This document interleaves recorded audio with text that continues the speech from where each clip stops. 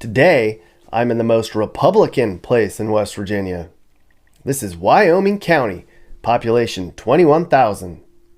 But Wyoming County isn't the most GOP place in the state. It's the most Republican county in the entire country. Now, if I were to compare how the liberals live versus where the conservatives live here, well, look at the place. Seems like Redland is a lot more behind the times. The reality here is not uplifting. I'm here because I've always found it interesting that some of the poorest places in this country vote the hardest red they can. People say, there's no perfect place for everyone. I don't know about that. I think this place is perfect for these folks. Welcome, everybody. It's Armor of Truth Live, number 226.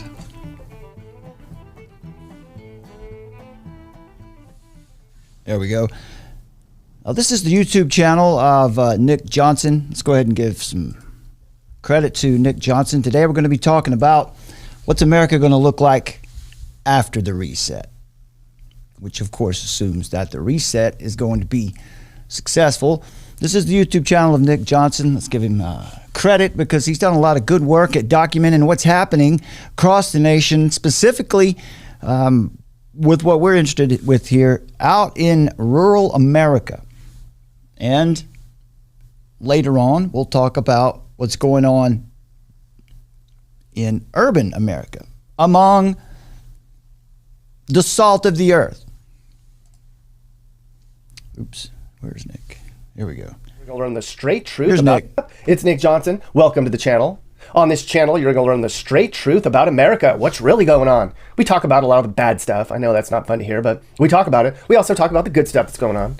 I'll tell you where you should move. I'll tell you where you should definitely not move. All right, so that's basically what Nick does. He does a good job there. He's a talented guy, and he's done some important work here at documenting what's happening all over the nation. We're going to talk about this today. Why do people who live out in rural, let's just say specifically eastern, northeastern, southeastern rural areas in America, why do they tend to be to vote Republican? Why do they tend to be classified as conservative in such a high percentage? Is the Republican Party doing a lot for these people? Now, when you look at West Virginia like this, these areas used to be Democratic. We'll talk about that in just a bit. But what does the word progress really mean when we hear it used by politicians and activists and the media? Value judgments, moral arguments, emotional persuasions are a linguistic torrent, sometimes fawning, coaxing, other times deluding, flattering, other times provoking, sometimes inspiring, other times ridiculing, often pompous, patronizing, hypnotizing, far too often duping, hoodwinking, almost always equivocating, deceiving, adequately disorienting, and rarely do they have a burden for integrity. Well, definitions matter. What is progress? Do they mean to imply evolution with the word progress? Or is the term just a catch-all for the current agenda? The word progress is far too vague a term. But that is the point for those who wield the term like a weapon for the greater good, as if progress is just so obvious that the world ought to unify under it just because we use the word. Right? We are progressive. And you should support it. Because progress, right? Because science, right? Right? Progress, right? We're blazing down the tracks of progress at 300 miles an hour in the fog, and we can't see where we're going, but we're really getting there fast. Like G.K. Chesterton said, he said, I prefer to call it reform. Well, reform implies form. It implies that we're trying to shape the world in a particular image, not just arbitrarily, but in a particular image, to make it something that we already see in our minds. Evolution is a metaphor for just more automatic unrolling. Progress is another metaphor for merely walking along a road, very likely the wrong road. But reform is a metaphor for reasonable and determined men. It means that we see a certain thing out of shape, and we mean to put it in shape, and we know what shape it should be in. The church has radically shaped the history of Western civilization. That's at the root of a lot of what we're going to talk about here today in looking at one of the poorest areas in the nation, one of the poorest and most Republican areas in the nation. So let's think about that for a minute, because the church radically shaped the history of Western civilization, specifically in the New World. Let's think about Europe for a minute. Think about the great cathedrals of Europe and compare them to the church buildings that we see today. Those old cathedrals, magnificent works of art constructed over decades, sometimes generations, were built to last for centuries, and they have. You say what you want to about the people who worshiped there, but those buildings were built to last. Yes, we know, right? Masonic this and Masonic that. That's not the point. Modern evangelical churches, on the other hand, are usually built to last maybe a generation at most. And that's because generally we don't expect to be around long enough to get much use out of them. Now, we certainly don't expect our great-grandchildren to worship in them, do we? Is that the right approach? We don't even expect to have great-grandchildren, most of us. Is it safe to say that the thought of descendants living 500 years from now has never even entered the minds of most evangelical Christians today? Yet, for many Christians of previous generations, the idea of future generations benefiting from their labors was not strange in the slightest. They built for the ages. Think about exploration just for a minute. Now, many of you are probably going to disagree with this comment, but let's go for it. What do you think? Think about exploration. Do you know what motivated Christopher Columbus to seek a western route to the Indies? Yes, of course, we know other people had discovered the land. Not the point right now. Let's stay focused. What did it? What motivated Christopher Columbus to try to find a western route to the Indies? Was it trade? Well, yeah, surely. Partly it was trade. But the major motivating force was an unfulfilled prophecy. Before he began his expeditions, Columbus crammed his journals with quotations from Isaiah and other biblical writers, in which he detailed the numerous prophecies about the Great Commission, which is to make disciples of all the nations of the world. He detailed those prophecies that said that would happen, that the Great Commission would be successful. Now you can see these for yourself. Isaiah 2, Isaiah 9, Isaiah 11, Isaiah 32, 40, 42. Just check out Isaiah. There are a lot of prophecies about the Great Commission being successful. We're not going to get into a post-millennial, premillennial debate here. Not the point today. But Columbus figured that if the Indies were to be converted, well, then a sea route would be a much more efficient way to bring them the gospel. And he credited his discoveries not to the use of mathematics or maps, but rather to the Holy Spirit, who was bringing to pass what Isaiah had foretold. You have to remember that America, as we said, had been discovered numerous times before by other cultures, yet successful colonization and development took place only in the age of exploration begun by Christopher Columbus. Why? Why is that the case? Can we really say for sure we can make a good case for the fact that it's because these explorers were bearers of the gospel. Remember, God is sovereign. God is in control. He's pulling the strings here. But the goal of these explorers was to expand the kingdom of God into the new world. They were certain of victory. It was a very different time than it is now. Not nearly as much blind skepticism. And they were certain of victory. They were sure that they would succeed. They were also so sure of their mission that they assumed any obstacles that they met along the way had been placed there for the express purpose of being overcome. Did you hear that? They assumed that any obstacles in their path were placed there for the express purpose of being overcome. James chapter 1, verses 2 through 4. Consider it all a joy, my brothers, when you encounter various trials, knowing that the testing of your faith brings about perseverance. Let perseverance have its perfect work, so that you may be perfect and complete, lacking in nothing. But if any of you lacks in wisdom, let him ask God, who gives to all generously without reproach, and it will be given to him. But he must ask in faith, doubting nothing. For the one who doubts is like the surf of the sea, driven and tossed by the wind.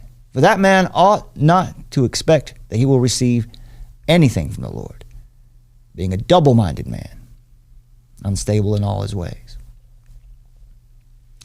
Examples are too numerous to go through here. But the whole rise of Western civilization, science, technology, medicine, the arts, constitutionalism, the jury system, free enterprise, literacy, increasing productivity, a rising standard of living, the exalted status of women is attributable to one major fact. The West was transformed by Christianity. It is true that transformation isn't yet complete, and it's not a constant rise. It's up and down along the way. But when you look over time, you can see the results. There are many battles ahead for sure, but the point is that the United States is still actually an early Christian civilization. We haven't been here that long. We might not be here much longer. We'll see about that. But up to this point, God has showered this nation with blessings. Many Christians don't realize it, but the hope is the basis for many of the old great hymns of the faith written before the modern era of evangelical despair and pessimism. It would be premillennialism. Think about that the next time you hear Martin Luther's Mighty Fortress is Our God. Isaac Watts' Jesus shall reign wherever the sun does, and his successive journeys run on. Or George Duffield's Stand Up, Stand for Jesus. Do you really believe that Jesus is now leading us from victory unto victory? Do you believe what the Bible says? Till every foe is vanquished and Christ is Lord indeed. That is what the church has historically believed. Like Athanasius' reflections on the incarnation are unabashed expectations of Christ's triumph over the world through the gospel. So we're looking at West Virginia here. And here's the argument in general, that West Virginia, what you're going to see here, basically rural America in the East here. There are other examples. I'm sure we'll be bringing you more of this because there's just so much of it. It's such a good context for what we like to try to do here. But rural Eastern America is a microcosm of the future of the West. This that you're going to see here tonight, we're making the argument that it is a microcosm of the future of the now free and democratic West. Something's going to happen. Now, it seems to be a contradiction after what I just laid out for you, that the gospel would be transforming the nations by transforming hearts. Well, remember, it's not a consistent line up. It has humps in it. It undulates a bit. But think about this. You can see it in our own history. America, at its founding, the American spirit, this idea of being American, of freedom and liberty, the American spirit, those people who came to the shores of the New World in search of, to establish, in fact, religious liberty. The spirit of that time was these people were resilient, they were independent, and they had fear of the Lord. They were resilient in the fact that they were capable of establishing families and communities of families, and they were able to survive and thrive through agriculture and commerce. Commerce locally, local economies within, and they were able to establish economies with other communities. They were able to ensure that successive generations thrived as well by raising their children through home training and home education. They were independent, meaning they were self-governed by men who were contributors to the community and had a direct interest in its success. There was no need for a centralized government because fear of the Lord. At the core of these families and these communities was a commitment to the biblical principles of self-government, to biblical principles, God's design for family, for marriage, God's design for living peacefully with others. Galatians 5:14, for the whole law is fulfilled in one word: you shall love your neighbor as yourself. But what about America today, sadly? Well, today, rural America has, in large part, has descended into dependence.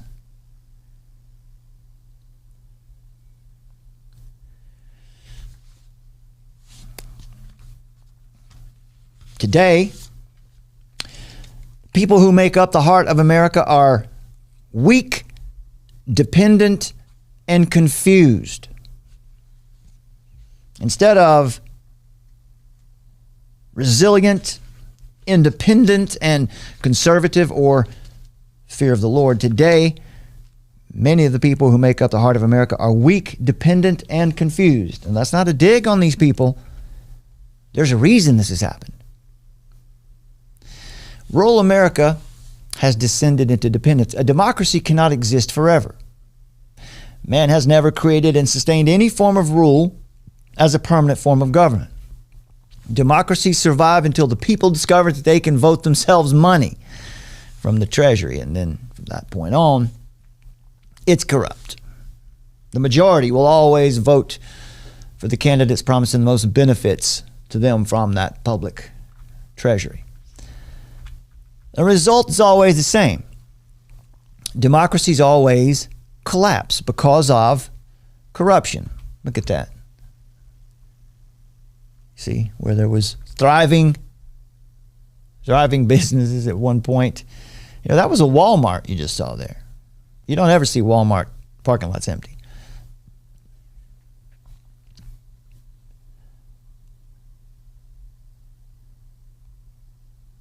While a constitution may be well crafted, almost perfectly crafted, it is the heart of man that is fallen. And the heart of man will always seek his nature, which is to preserve self and take as much as possible for himself. And it's not by his nature sacrificial or communal. History tells us that the average age of the world's civilizations is about 200 years. All of these nations progress generally through these stages. You've heard us mention this here before. Think of the, let's save this here for these stats that he's got. Think of it like this. Those folks who came to the shores of the New World seeking religious freedom. They left a form of bondage, and by great spiritual faith, showed great courage, coming to a new land to set up a new life, and they suffered greatly for it at first. It took a lot of lives. It took time and effort. But they went from bondage to spiritual faith to great courage to eventually liberty. Liberty is hard. That's what liberty looked like at first. It looked like a lot of death. But then liberty led to abundance.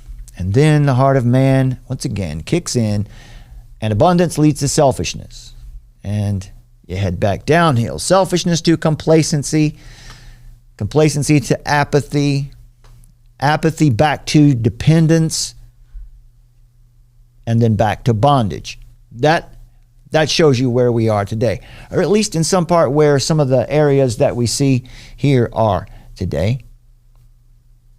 They've moved through complacency. They're well into apathy and beyond. Many of these areas are now into dependency. And some would argue that these areas are, in fact, back in bondage. So let's look at some of these clips. You're going to find this pretty interesting. First of all, a little background about where we are here, this first town. We're not going to spend much time here. We want to go to McDowell County, West Virginia, Welch, the city of Welch specifically.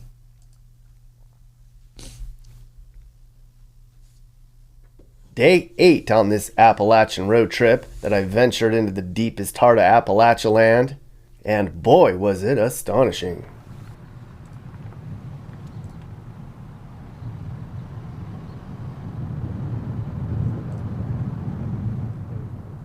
Five days ago, I was in Morgantown, which is the most liberal place in the state. We met some interesting people and talked to them about their views on the world. Today, I'm in the most Republican place in West Virginia. This is Wyoming County, population 21,000. But Wyoming County isn't the most GOP place in the state. It's the most Republican county in the entire country. Now, if I were to compare how the liberals live versus where the conservatives live here, well, look at the place. Seems like Redland is a lot more behind the times. The reality here is not uplifting. I'm here because I've always found it interesting that some of the poorest places in this country vote the hardest red they can. People say, there's no perfect place for everyone.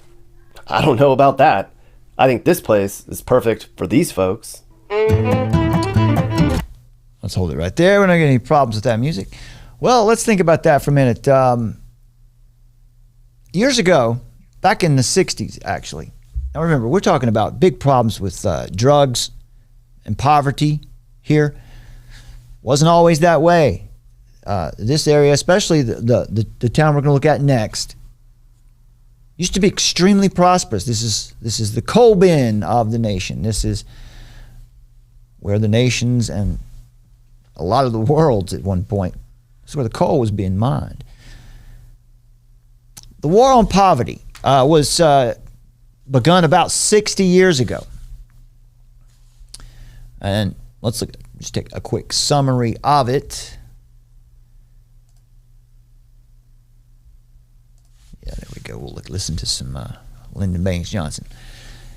In his 1964 State of the Union address, President Lyndon Johnson proclaimed, "This administration here and now declares unconditional war on poverty." As the session which declared all-out war on human poverty and unemployment in these United States. Now you'll hear something. I might play some more clips of this. I might not. Depends on how much time we have. But you will hear him say, just like it happens a lot today, that we need to create jobs. No, that's the problem. That's what creates the kind of dependence that we see that makes people suffer the way we're going to see these people are suffering. Government's not there to create jobs. They're there to stay out of the way so that people can do businesses, create businesses, and create jobs. That's how jobs are created. Markets create jobs. Governments don't create jobs. In 60 years since this time, the United States taxpayers have spent over $22 trillion on anti-poverty programs. Adjusted for inflation, it's $22 trillion. This level of spending, which doesn't even include Social Security and Medicare, that is 3 times the cost of all U.S. military wars since the American Revolution. Right? It's the war on poverty. Well, you've spent 3 times. Your budget for the war on poverty has been 3 times that of all the wars since the Revolution put together. And we're not even counting Social Security and Medicare. And yet, progress against poverty as measured by the U.S. Census Bureau, not much. In terms of President Johnson's main goal, which sounded good, let's reduce the causes rather than the consequences. Right? Let's get to the root cause. Let's don't keep treating. Let's get down there and cure it, he said. Well, the war on poverty has failed. I submit to you that that is most likely because the war on poverty was never intended to be won. It wasn't actually a war on poverty. It seems more like it was a war on prosperity for certain people. In fact, a significant portion of the population is now less capable of self-sufficiency than when the war on poverty began. Now, if you remember, we looked at some of the young global leaders a couple shows ago, last week.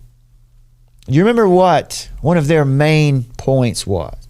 Right, when they go into an underprivileged area, whether it's Africa, South America, or right here in the United States, when they go into an underprivileged area and they want to help out, what do?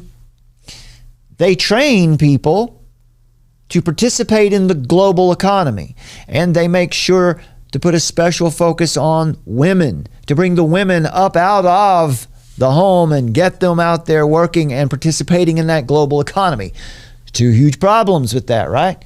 What about the local economy? The only thing that's going to bring them up out of poverty is a strong local economy. That's basic. And you're destroying their chances of being self-sufficient also because you're destroying God's design for the family unit. You're taking the woman out, and I guess you're just assuming the family's going to do fine without a mother at home. So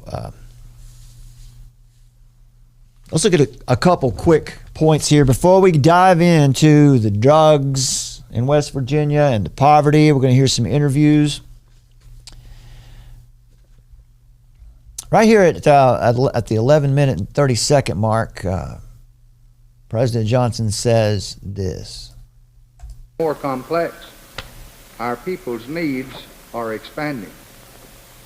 But by closing down obsolete installations, by curtailing less urgent programs, by cutting back where cutting back seems to be wise, by insisting on a dollar's worth for a dollar spent,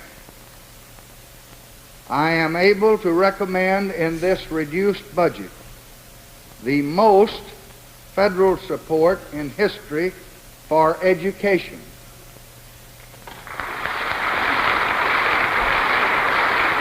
He's not convinced. So my timestamps are a little bit off here. I might have to back up here to this version. As the session is more complex, Here you go. budget, for America cannot afford to stand still. Our population is growing. Our economy is more complex. Our people's needs are expanding. Well, how about that? Are people's needs expanding, really? Or are people being convinced that they need more? You could debate that one.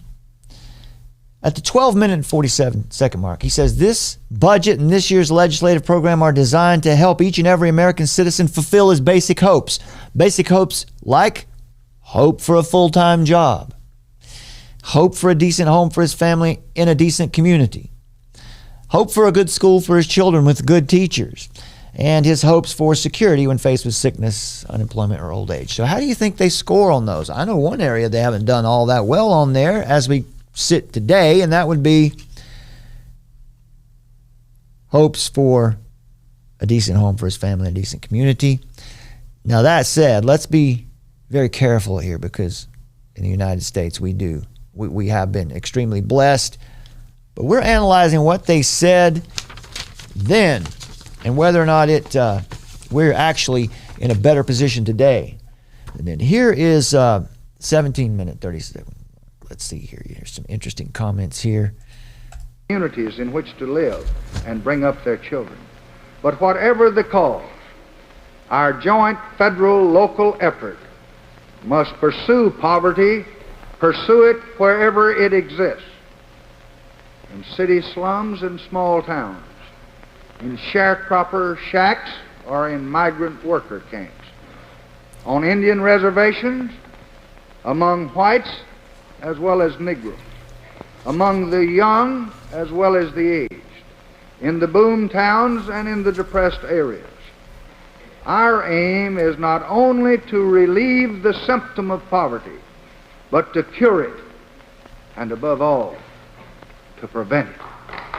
Okay, applause, applause, applause. And then we get this comment here about West Virginia, or this area. Piece of legislation, however, is going to suffice. We will launch a special effort in the chronically distressed areas of Appalachia. All right, well, let's see how we're going to check him on that and see how he did. Well, we're going to see how our government did with that. And let's look at 27-minute mark and here. One more claim here. Something the government, it's not their job. For our goal is not merely to spread the work. Our goal is to create more jobs.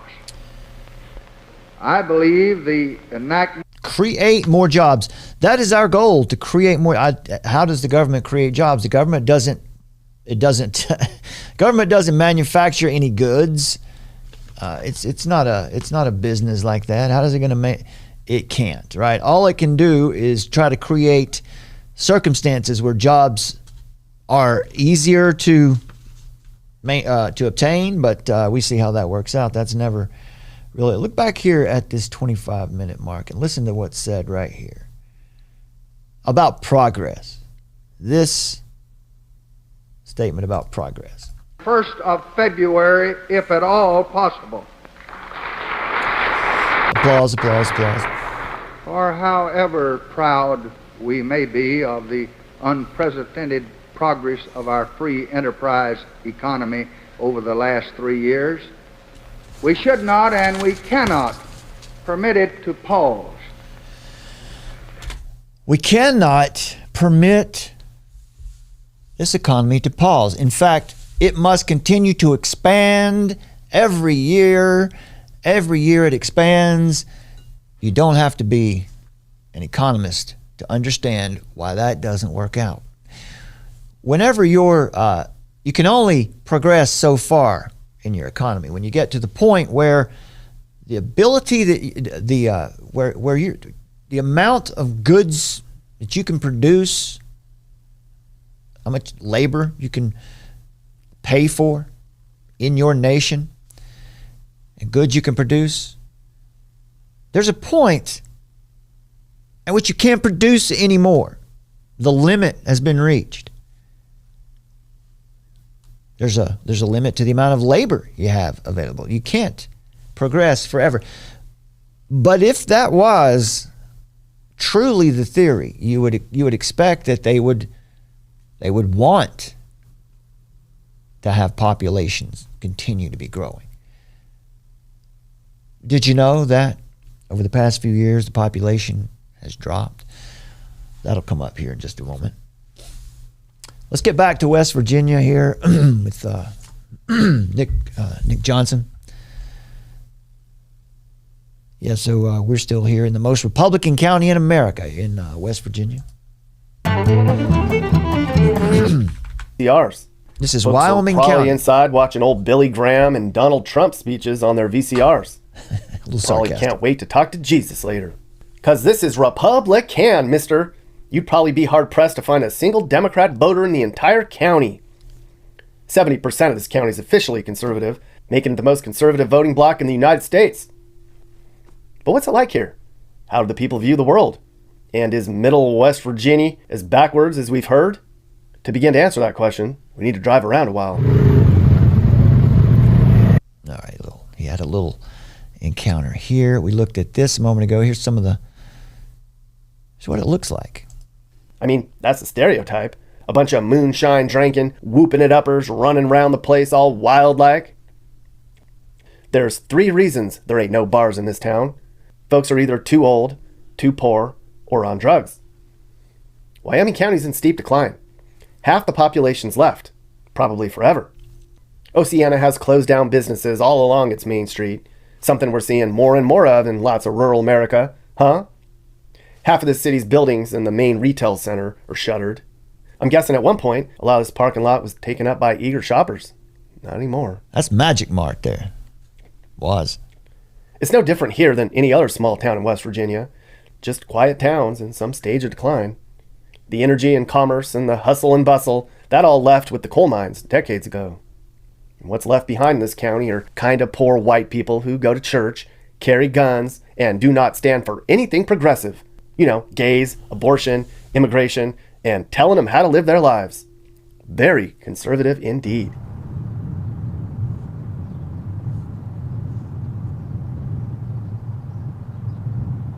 Are U.S. citizens. Have you ever thought about the connection between rural poverty and conservative voting? Why, yes. I mean, most of our reddest regions in the U.S. are very poor. Here in Oceana, 1 in 3 people lives in poverty, and half the kids live in homes that get government assistance. There aren't many college graduates in town, and a lot of people are unhealthy. Drug use is so bad here, somebody made a documentary about the place called Oceana, which talked about the pain pill abuse here. So yeah, rural West Virginia is in a hard place right now. But what's weird is these hardcore red states were once the opposite of what we see now. Today's poorest hardcore red states were the only blue states when Eisenhower ran in 1952. It was like that here in West Virginia up until the 1990s. Back then, West Virginia was the bluest state of all. And it's all happened in the last 30 years. I mean, Bill Clinton crushed it here in 1992. Now, you mention Hillary and people around here will grab their damn pistols. Mm-hmm. Well, we'll talk about that. Why is that? We'll look at some reasons why that may be here in just a moment. But Oceana, did you hear that? Big problems. Here's the trailer for that movie about Oceana in Wyoming County, West Virginia.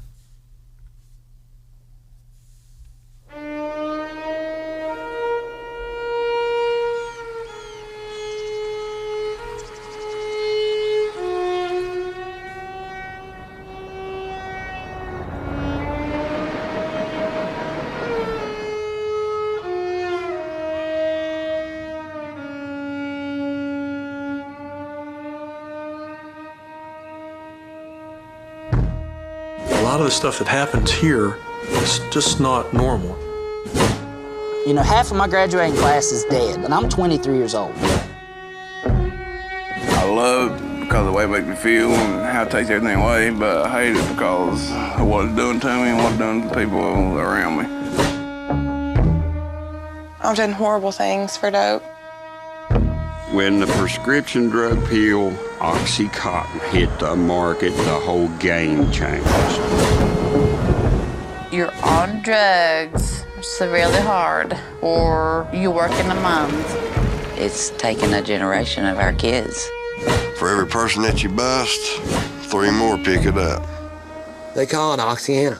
I mean, it's the name of it. Oceana used to be such a wonderful place to live. There's this darkness that has come over it. And I think in a way it's even affected the natural beauty of this place. I've seen 8, 9, 10-year-old kids shooting dope. That's what we got around here, the devil pills. Sometimes you get scared and frustrated and you say, man, I just want to get out of here. But I love this place. And I love the people here. If it wasn't for drugs in this town, there wouldn't be no town. Making substances widely available to maintain dominance over the masses.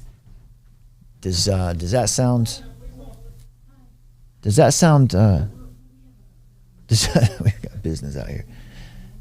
Does that sound too a little too red-pilled for you? Making substances widely available to maintain dominance over the masses. Popularization by corporations and institutions of psychoactive pharmaceuticals such as Prozac that perpetually postpone return to actual mental health. Right? Does that sound like a reasonable position? Popularization by corporations and institutions of psychoactive pharmaceuticals such as Prozac, of course, narcotics, which we'll get to as well, that perpetually postpone return to actual mental health, which creates a population of pharmaceutical zombies, which are characterized by distinct institutional codependence. Remember, one of the characteristics of early America was resilience and independence. One of the characteristics of these depressed areas is severe dependence. While the transformation of citizens into pharmaceutical zombies is in the interest of the ruling class, it's not too cynical a statement when you get down and look at the information, look at the data. But the dissemination of drugs also serves, let's think of more of a transcendent. Let's think more on a more spiritual level. There's also an alchemical purpose that serves the purpose of the evolutionary script for humanity. Evolution finds its spiritual correlative in Hindu doctrine of reincarnation. For example, researchers Paul de Paris and Mary Pride explain it this way. Ancient Babylonian and Hindu beliefs included the doctrine of evolution. The goddess Kali was designated, among other things, the goddess of becoming, or the goddess of evolution, evolving. Reincarnation, the spiritual form of evolution, was part of both of these religions. So this doctrine was imported into England by the British East India Company. You see where we're headed now, don't you? Where it was refined within the context of metaphysical naturalism. In addition to reincarnation, the Hindu doctrines of mystic meditation and drug use would also successfully transplant themselves in the Western Hemisphere. Working in conjunction with one another, these occult practices were designed to augment the evolutionary process of man's transformation into a god, apotheosis. So the category of people who take drugs as part of their search for the meaning of life, eventually, they will all eventually look for other methods. Now, we're not saying that these people started out in psychedelics, but the nation has had, the effect has been this way on our nation as we've gone from independence to dependence. Starting in the 60s with the CIA's infiltration of the subculture, psychedelics, MK Ultra, things like that. But this category of people who would take drugs as part of their search for the meaning of life, eventually they're going to look for other methods of maintaining the valuable parts of the drug experience. Such people learn to value the high. You heard the guy, right? It feels good. And that's in a sense, that's the concept of meditation. And those who don't become addicted, those will eventually head over into some kind of mysticism to maintain that transcendental experience. But they describe their drug experiences as having given them a taste of their full potential, as something they grew out of now that they're established in the real thing. Well, the ultimate end of evolution is the unification of the human consciousness with the omniscient and its subsequent amalgamation into a universal hive mind. So drugs such as exotic psychedelic hallucinogens could be used to accelerate this process. In his book, Diary of a Drug Fiend, infamous occultist Aleister Crowley provided a fictionalized account of his own experimentation with narcotics in an effort to augment the evolutionary process. It says, we obtained the ineffable assurances of the existence of a spiritual energy that worked its wondrous will in ways too strange for the heart of man to understand until the time should be right. We had attained a higher state of evolution. That's from Diary of a Drug Fiend, page 368. This was precisely what the establishment had in mind when they began mass that's a tough word to say, narcotization, when they put narcotics on the people. The drug campaign during the 60s. The objective was to stimulate a period of punctuated evolution in humanity, possibly even to achieve the mass unification of a consciousness within a hive mind. Although convergent technologies programs are gradually realizing this objective, the projects are still in development and public relations issues have yet to be fully addressed. Thus, while pursuing this promising technological avenue, the technocracy has also experimented with narcotics in the engineering of mass consciousness.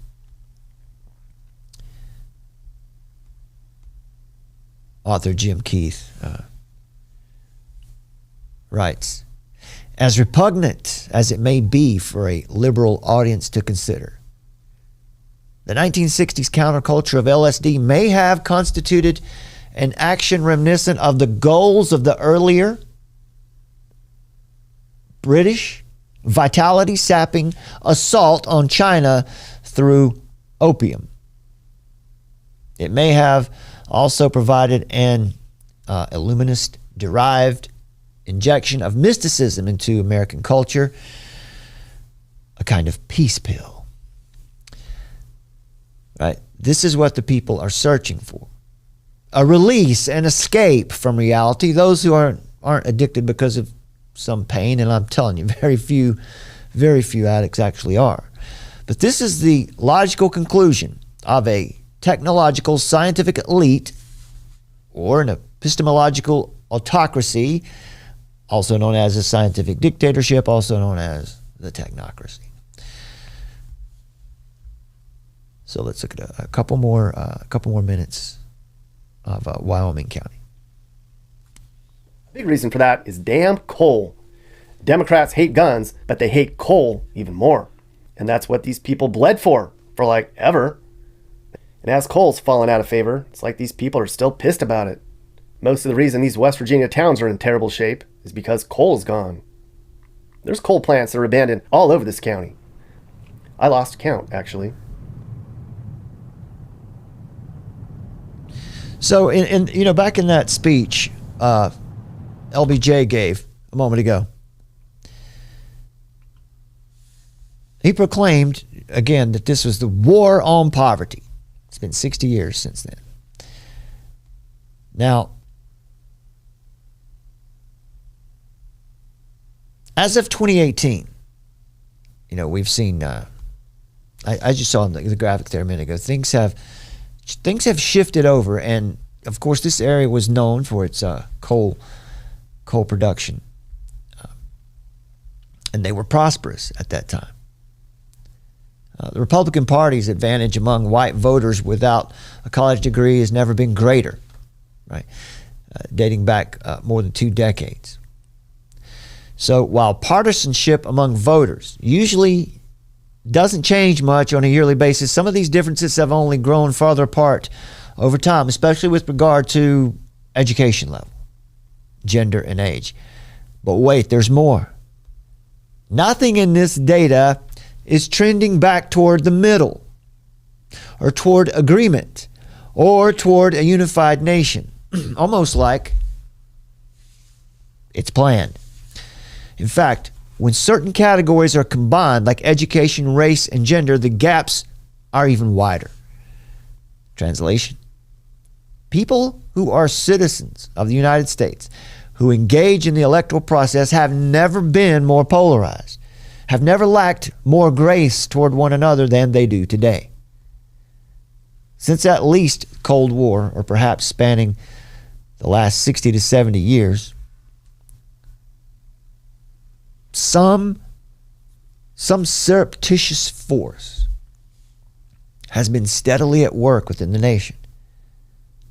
An elusive enterprise that's not immediately visible to those who are its target. Some kind of sinister, ethereal entity warring against Americans, and the weapons of its warfare are more ethereal, non-physical, fiery spiritual darts, in other words. It is, no question about it, a spiritual war. This is a spiritual battle. Now, it takes place out in the physical plane. You can see the results of it there. But this war isn't won by battle in the flesh. Why do some poor people vote against their interests? That's one of the questions that Nick was asking just a moment ago. Let me pump ahead here to this lady who he got to interview. She's an interesting one.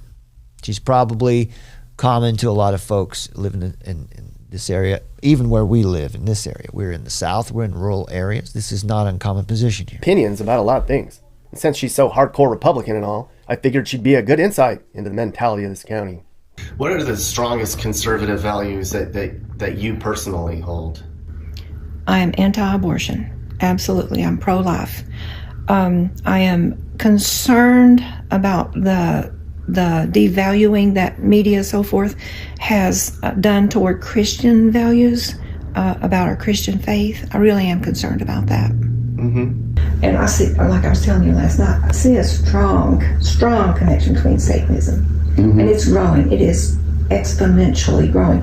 And the influence of the media, Disney, for example, and that's just one. Did you see the article about them producing a video of the demon child?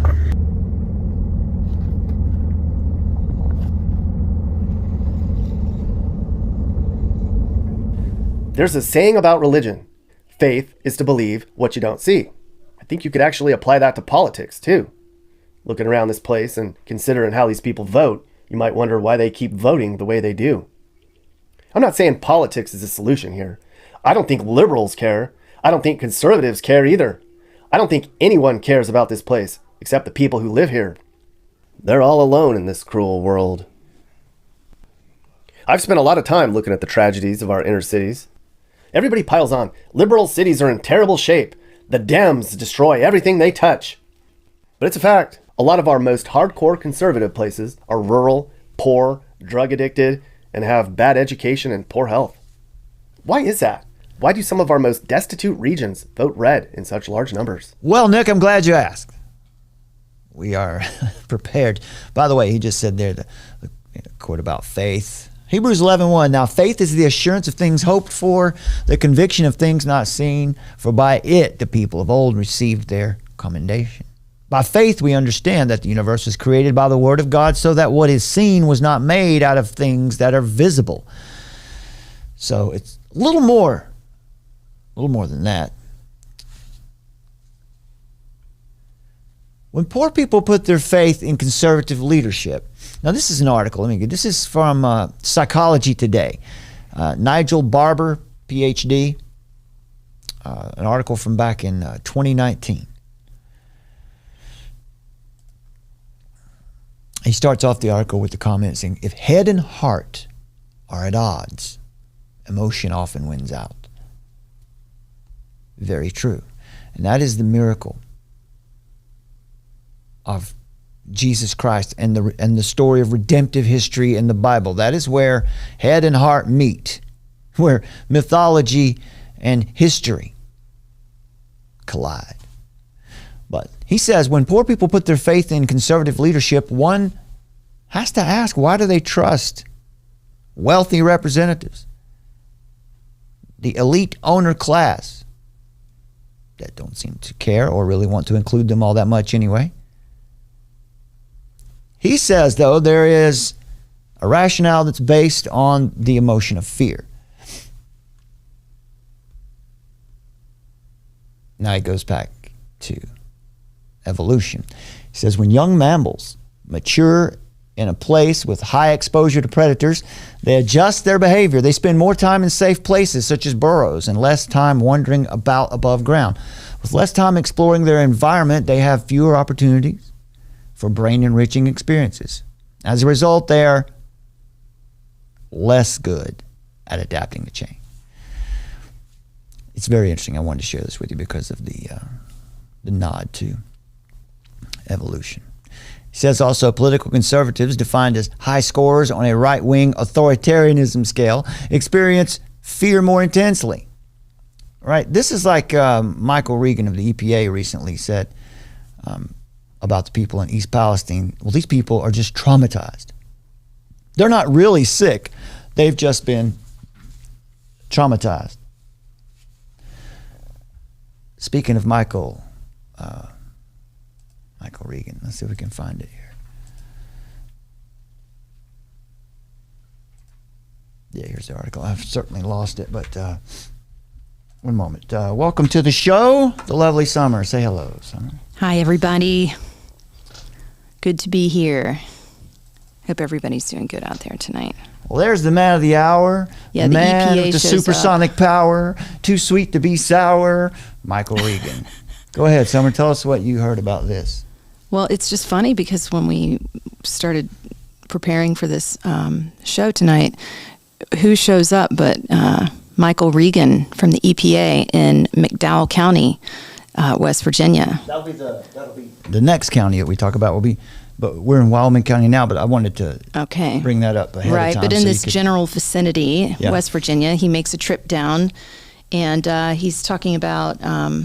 Well, this article that you have up right here is about the EPA making moves to limit toxic forever chemicals in drinking water. So we did mention that before briefly in another show, and we also posted it in the YouTube community post.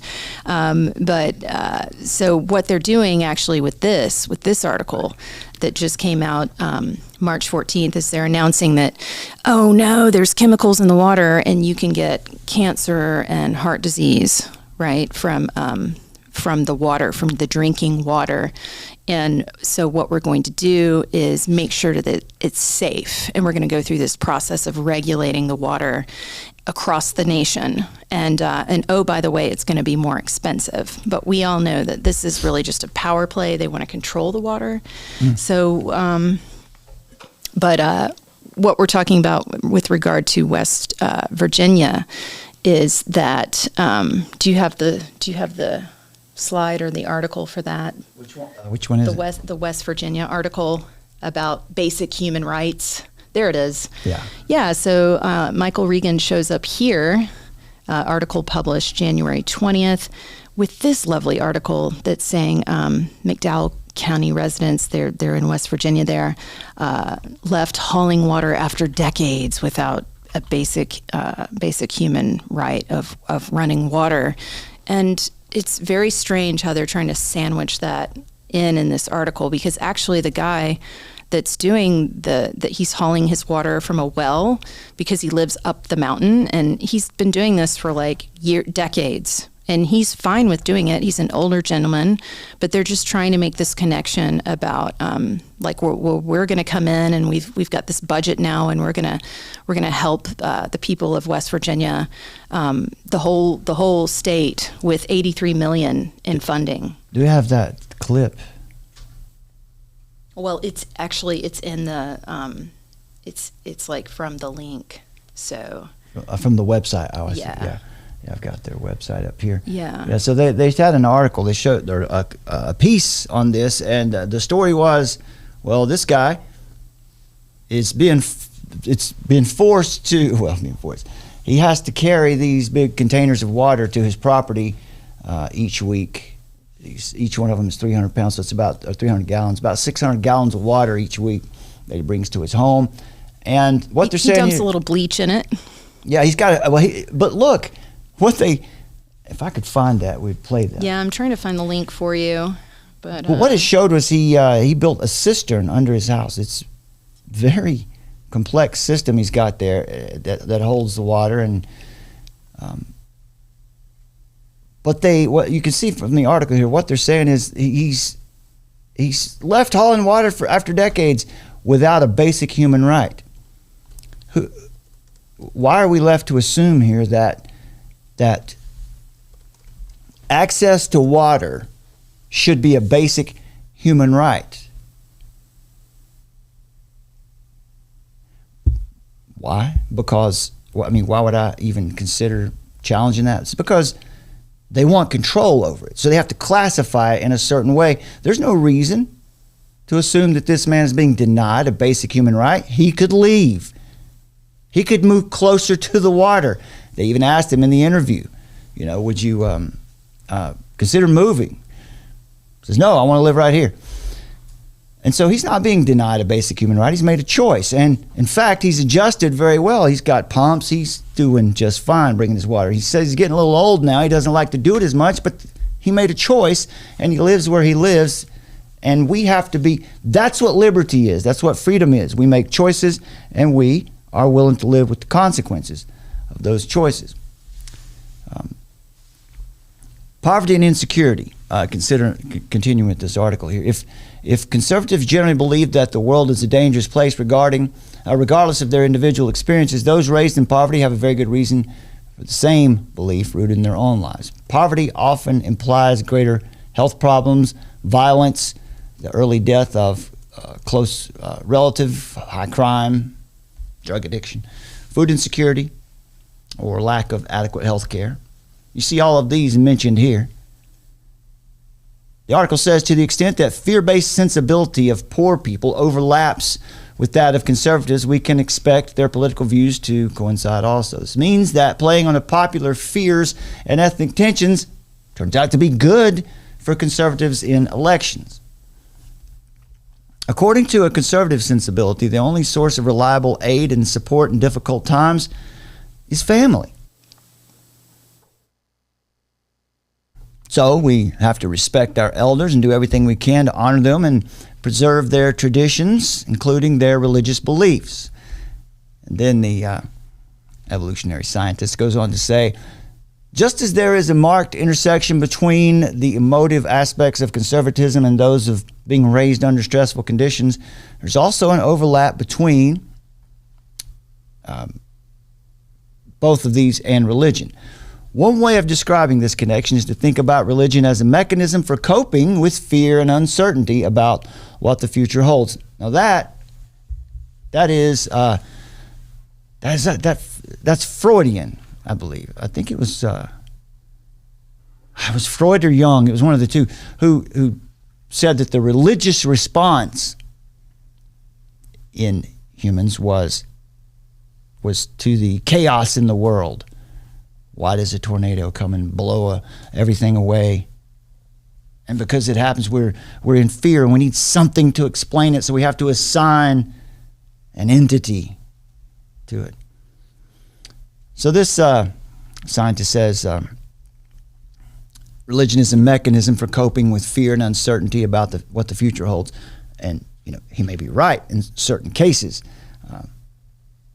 but that's not a universal truth. Of course, he says He's developed this in another post he wrote called "Why Atheism Will Replace Religion." We'll certainly check that one out sometime. But the central idea is that countries develop, residents enjoy. As countries develop, residents enjoy better quality of life with improved health and life expectancy, and are more secure about what the future holds. In other words, they have existential security. In societies like our own that are bedeviled by sharp income inequality, there is less existential security, and religion has a stronger hold. I don't know that follows necessarily. I think there are some places in the world where we can see that the religious urge is much stronger. But we'll leave that there for now. He says, along with love of family and tradition and relative lack of openness to new people and ideas, conservatives focus on religion as a means of preserving their way of life and resisting change. The assumption there, again, is that progress, change is always necessarily a good thing. It's always a way of drawing in poor people and then inducing them to vote for policies that go against their economic interests or otherwise reduce their quality of life. For example, many poor Americans voted for a party that promised to take away their health care. How does one get people to vote against themselves? The answer is mostly by an appeal to various kinds of fear, including the fear of God, he says. Well, there's another case here, another article that I think makes good sense, that says that actually it's not quite so clear cut as to why or that when you look out into these communities that these people are committed to conservative values. They're actually not. They're committed to the Republican Party in the sense that, in the same way that some people are committed to the Dallas Cowboys. That's the one they like to pull for on TV. As it happens to affect their daily lives, there's a disconnect. There's not a real connection there. Because,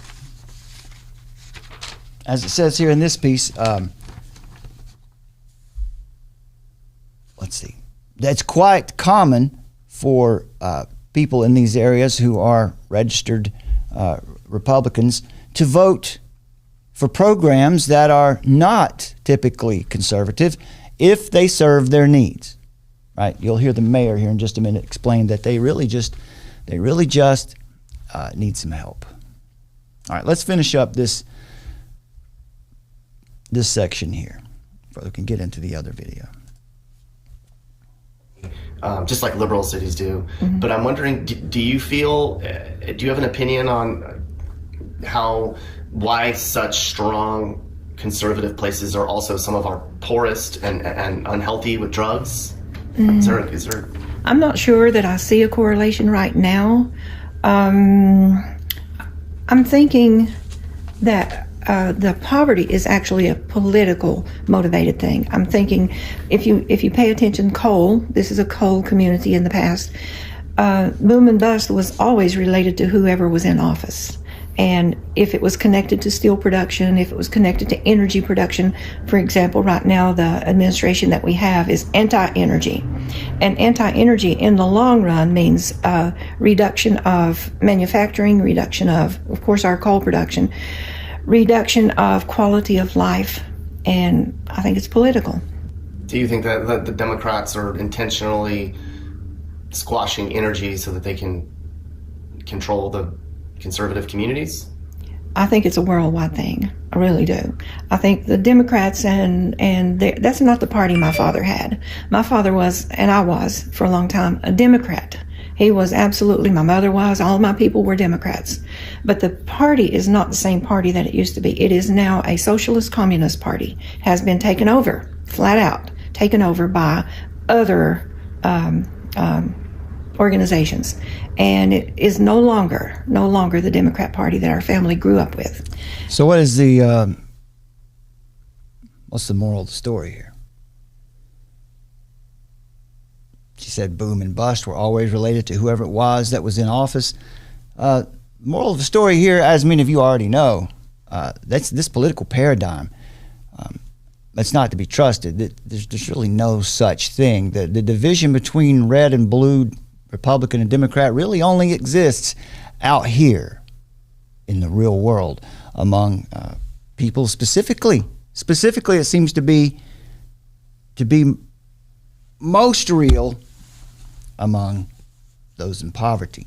Those who are in poverty in urban areas tend to be on the left. Those in poverty in rural areas tend to be on the right, because that's how the song is played to them. That's how it's like, as we said earlier, it's which team are you pulling for on Sunday afternoons.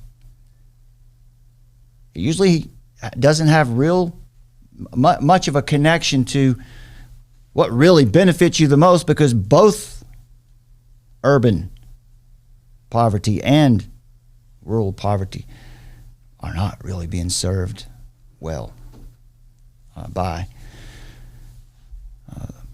the parties. Some you got, do you have anything at this point you want to add? Do you want me to get into the McDowell County clips now? Yeah, let's bounce over to there. It's just that's a really important point that you've made about the left-right paradigm and both sides being played equally. And at the end of the day, when they're done using one group, they're just going to knock the other group down. It's just kind of like a seesaw. You bring one group up and then you take another group down, and on it goes. Well, you heard him say also too, I skipped over a point there. He asked the question, where is God in all this? I missed that point. I had a whole speech ready for that. Well, I'm going to tell you the same thing we always tell you here. God is right there. Yeah. Why would anyone assume that where people are suffering, God's not there? Exactly. Why would anyone assume that? Well, people who are not Christian, people who are not familiar with the scripture in the first place would probably think that, well, God only does good things for people. I mean, he's only... Yeah, the Bible doesn't teach that you're here for prosperity. We're told that we're going to suffer. Well, I got to back up and correct myself there for a minute. I flubbed up on that one. It's not...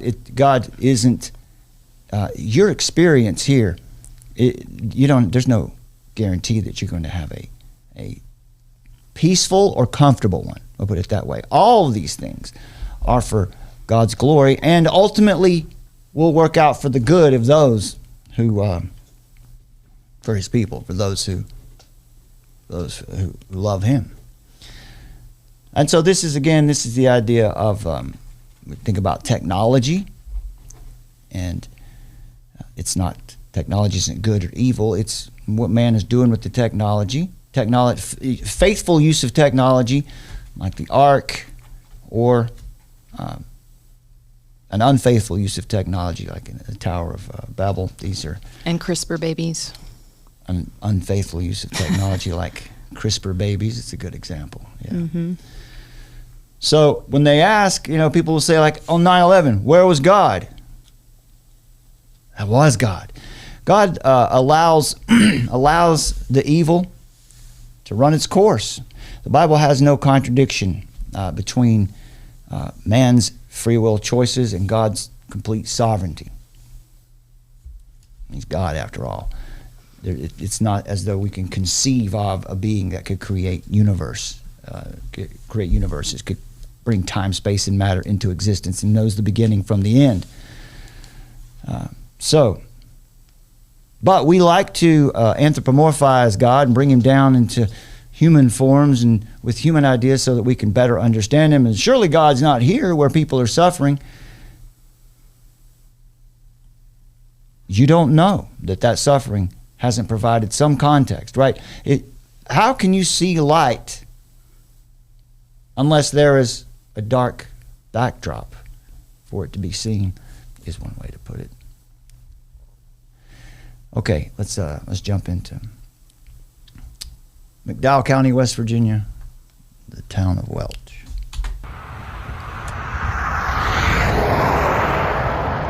We're in McDowell County, West Virginia, and this is coal country, mister. Or it was coal country. There probably isn't a place in America that's seen a bigger boom then bust than where we are right now. McDowell County is now the poorest place in the country. You could say McDowell County is West Virginia's West Virginia.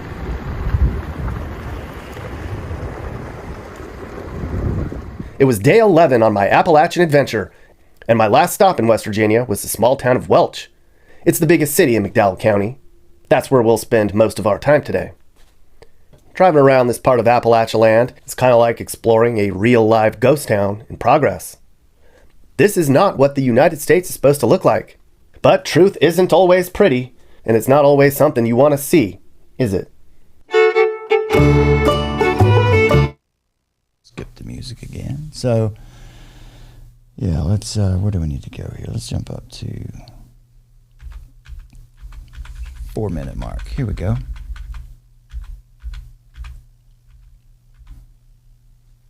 Very, very poor. The poverty here is just staggering. Half the population lives on government assistance, disability, social security, welfare. 1 in 4 people here are considered disabled, and only 1 in 3 people who can work do work. Suicide rates are super high.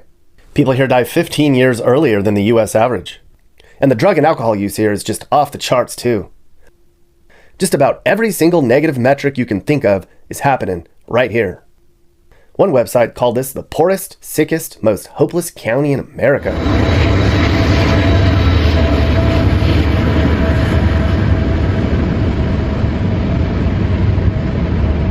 In 1952, there were 120,000 people in this county. Today, there's less than 20,000. It's like that statewide. West Virginia's lost more people than any other state. And those who remain here are too poor or too stubborn to leave. A lot of them own their land, so they're unwilling to part with it. You can't blame them. But at this point, the government's paying a lot of poor people to stay here and remain poor. I mean, the first food stamps handed out in the county were given out here in McDowell County. That was in 1961, and it ain't stopped. And we're giving all this money to the people of Ukraine to fight a war. Well, there's a war on poverty happening right under our own noses. That's a point well made. Right there. Jump in when we get to a point where you've got some material there, because we've got some graphics up here. I'll try to keep up with it, but you can hear these. It's from one county to the next. It's the same story. We'll jump up here to the 15-minute mark where he talks about the churches, and then we're going to hear from a lady who runs a restaurant in town. But West Virginia might not ever make weed legal. So his argument there was, wow, weed could really help these people out. It'd be a good economy. And I don't think that's a great argument. They have churches all over here. Most people go to service Sundays, Mondays, Tuesdays, every day for some of them. Religion's the number one thing people in rural West Virginia say they care about. Despite everything that's going on, I kept hearing about how people here are positive and they have hope for the future. West Virginians certainly are creative with how they handle challenges. They're honest, hardworking, generous, and loyal, and they stick together. Like there's this organization that comes down from Charleston every week, and they come down to McDowell County with nurses and dentists and fresh food. They counsel drug users, and they try to get the kids to stay in school. And the tourism industry's picked up. A lot of the off-roading and ziplining and kayaking's grown, and there's some hope that that'll trickle down into a little bit of growth. And they don't have the big city problems out here. It's not dangerous here. Just about everyone here has guns, but hardly ever have to use them. So you see here, he's brought back up again the idea of religion, right? Where's God? And look, they've got all these churches here, so clearly Christianity doesn't work. Well, in this country, we see where the first problems really began to crop up. It wasn't always this way. There was a faithful contingent very early on. I've talked about that here before. I'll spare you that lecture right now. But where the first problems began to crop up was around the time of the Second Great Awakening, where we see the drift from the founding principle that was the sufficiency of Scripture. That was one of the founding principles of the United States of America, right? You can argue against that if you like. Let us know in the comments if you think that's wrong. But certainly for the believing church, early on, those people who came here in search of religious freedom and set up their towns, their communities, their founding principle, all of their documents, their core documents, governing documents early on, relied on the principle of sufficiency of Scripture. And then, of course, in this, the Enlightenment had a delayed effect on America. Thomas Paine's Age of Reason and others. But what caused this? What caused like the revivalism movement and the drift away from Orthodox Christianity or the sufficiency of Scripture? One could argue that as liberty was established, the founding documents of the United States were set up, and the nation comes through, and even slavery is abolished. Liberty is in the air. It's all good, right? Well, one could argue that the problem began, the fall began, when this love of liberty and personal autonomy actually replaced love of and submission to biblical Christianity. In other words, populism took hold. This is just the same pattern that the heart of man follows. We saw it at the top of the show, that arc, that pathway, that progression that we go through typically. Bondage to spiritual faith, to great courage, from great courage to liberty, from liberty to abundance, from abundance to selfishness, and on down from there to complacency, apathy, dependency, and back into bondage.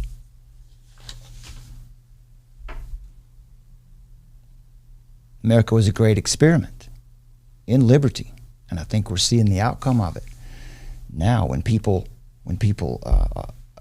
set up their communities and their states founded on the sufficiency of Scripture, and that's what informs their founding documents. Liberty, freedom can be experienced, but in this world, in this life, fallen creatures as we are, we're never going to have this perfect government. The anarchists and the libertarians are shooting for something that they're never going to reach in this life. Populism takes hold. And then suddenly, there was no longer the standard of truth. Rather, every man begins to live by his own standard. So what seemed right to their own preferred notions. That's when the American church began to splinter. Right? 1800s, mid to late 1800s, and denominational Christianity exploded in the United States as the people began to seek preachers who generally satisfied their desire for personal autonomy, or what they liked to hear, tickling their ears, or those who taught that salvation was an act of man's will and experiences that produced rushes of emotion. That replaced teaching and doctrine and submission to the Word of God. So that nation that was once great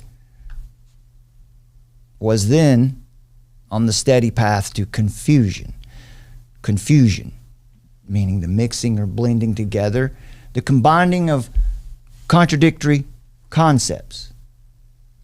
Another definition of confusion is disorder and shame. And so today there are over 30,000 Protestant denominations, but still salvation is only in one name. For there is no other name under heaven that has been given among men by which we must be saved. Acts 4:12. And so 20th century evangelicalism, as we see it here today, has been backed into a cultural retreat that has lasted for decades. And so when you see criticism of the church here in these kinds of videos, understand you're not seeing biblical Christianity. This is a straw man of Christianity. The nation also has fallen away into confusion overall. In the rural regions, among the despair and hopelessness of poverty, whatever means it happened by, whether it was by speculators who came in and took advantage of the people, which happened quite a bit, or whether it's just personal apathy. Two basic philosophies in these areas. We've watched quite a few hours of these rural areas now from Nick Johnson and other folks, but two basic philosophies predominate there. There's a godless element that has embraced, knowingly or not, the supremacy of man as the sovereign and bought the devil's lie, a false form of liberty that rejects any authority above personal desires as tyranny, libertarianism, including the law of God. Thus, a form of antinomianism blossoms in a society where men are able to earn enough money to obtain abundance, right, to support their families and feel as if their ability to survive and prosper was a result of his own desire and effort alone. And then, the other philosophy there are those among these groups who have a form of godliness, those who do say, well, we're in the church every Sunday. We're doing this, we're doing that. He said, right, there are people going to church every day of the week. In 2 Timothy 3, the Apostle Paul warns Timothy of people who are characterized as having a form of godliness but denying its power. Paul issues this command: have nothing to do with such people. Well, in that sense, we would treat them like tax collectors. In other words, we would evangelize them. Paul uses contrast to emphasize this in verses 1 through 4. Those who have a form of godliness are those who make an outward display of religion. They present themselves as godly, but it's all for show. There is no power behind their religion, as evidenced in the fact that their lives are unchanged. They speak of God and live in sin, and they are fine with that arrangement. Professors of faith who live contrary to the faith do the worst damage to the whole cause of Christianity. So Paul tells Timothy in verse 5 to avoid those who state they are Christians with their mouths, that they have a form of godliness, but they act as unbelievers because they deny the power of godliness. False Christians are destructive, as you can see. Paul warns that they will creep into households and make captives of gullible women, loaded down with sins, led away. It's interesting, that passage there. You think, well, what's he talking about? Gullible women. In context, folks, context. He says creep into households. It was common there, especially in Christian households, that's where the woman would be. That's where the woman would be with the children, and creeping into households. Not all the women are gullible, but that's where women were found, in the households, just to make that. That's a troublesome passage if you don't know the context there. But anyway, these people can be led away by various lusts. They're always learning, but never able to come to the knowledge of the truth. Paul compares them to the wicked magicians who opposed Moses and warns that their folly and corrupt minds will be revealed to all eventually. It's because the natural person does not accept the things of the Spirit of God because they're folly to him. He does not understand them because they're spiritually discerned. The natural person may have a form of godliness, but he denies God's power in the way he lives. It's only faith in Jesus Christ that can bring justification and transformation that they so desperately need. All right, let's move ahead here to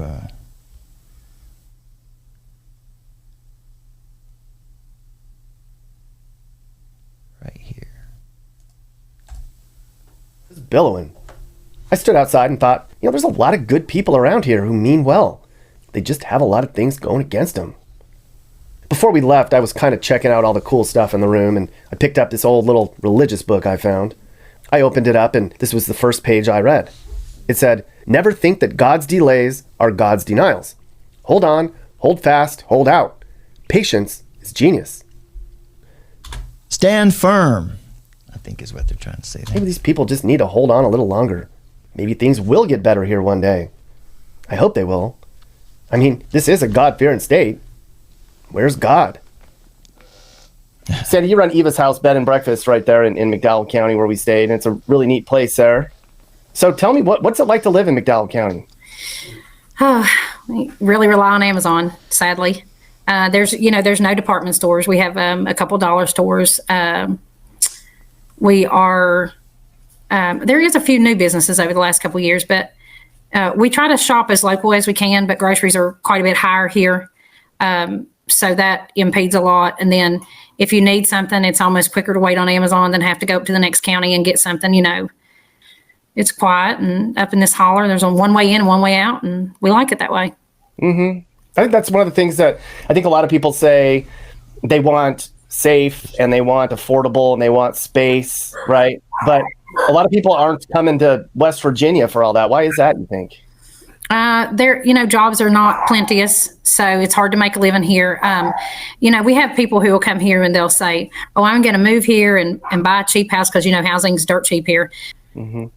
I heard one of the biggest challenges for businesses is just finding people to work up there. Oh yeah. Are you a nurse, or do you used to be a nurse? Yes. Okay. The unhealthy factor of that part of West Virginia, is it more because there's not good food that's easy to get, or is it the addictions, drugs, and booze? Culturally, we're a little bit behind here. Probably, I would say, I would not hesitate to say 20 years behind the rest of the world. How, as an outsider, right, we hear about West Virginians and drugs. Is it that bad there? It is extremely bad. It's extremely bad. We're number one in the nation for overdose suicides. Right after people get their food stamps, that day and the days leading after that, there's mountains of suicides all day long. And EMS is just bombarded with overdose after overdose. We keep Narcan in our home, our business, our church. I keep it in my car. I carry it in my purse. We keep Narcan in every place we frequent. That's America, folks. Do you hear that?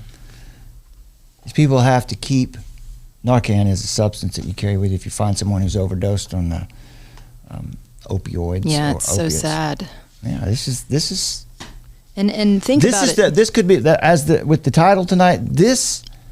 It seems to be. This is where. Yeah, this is like a cautionary tale. Yes, this is where they would like for America to be post reset. Mm-hmm. The people that they don't like. If you're not in the smart city where you're tagged, traced. Mm-hmm.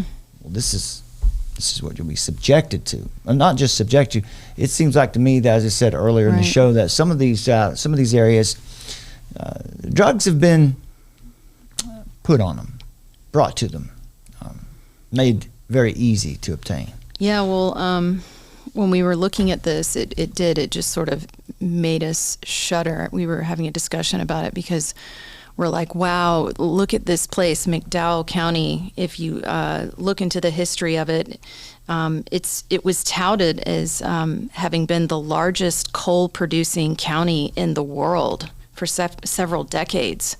So where Welch is, McDowell County, was the world's largest coal producer, and it fueled the steel industry and was responsible for the making of weapons and ships that won World War I and World War II. So the fact is, McDowell County is synonymous with coal that helped build both its state and our nation. So that's one of its claims. And it is said that its coal continues to fuel many power plants that produce electric energy for our nation even now. So just looking back a little bit, by the 1870s, investors purchased much of McDowell County in anticipation of the arrival of the railroad, which made it possible to ship coal and timber to market. And what was that railroad that was created? Actually, it was a railroad called Norfolk and Western Railway, but today it's owned by Norfolk Southern. So we see that again. And by the way, yeah, when you look at this map right here, you can see that right there, that on the state line between Ohio and Pennsylvania is where East Palestine was, or East Palestine, as they say correctly.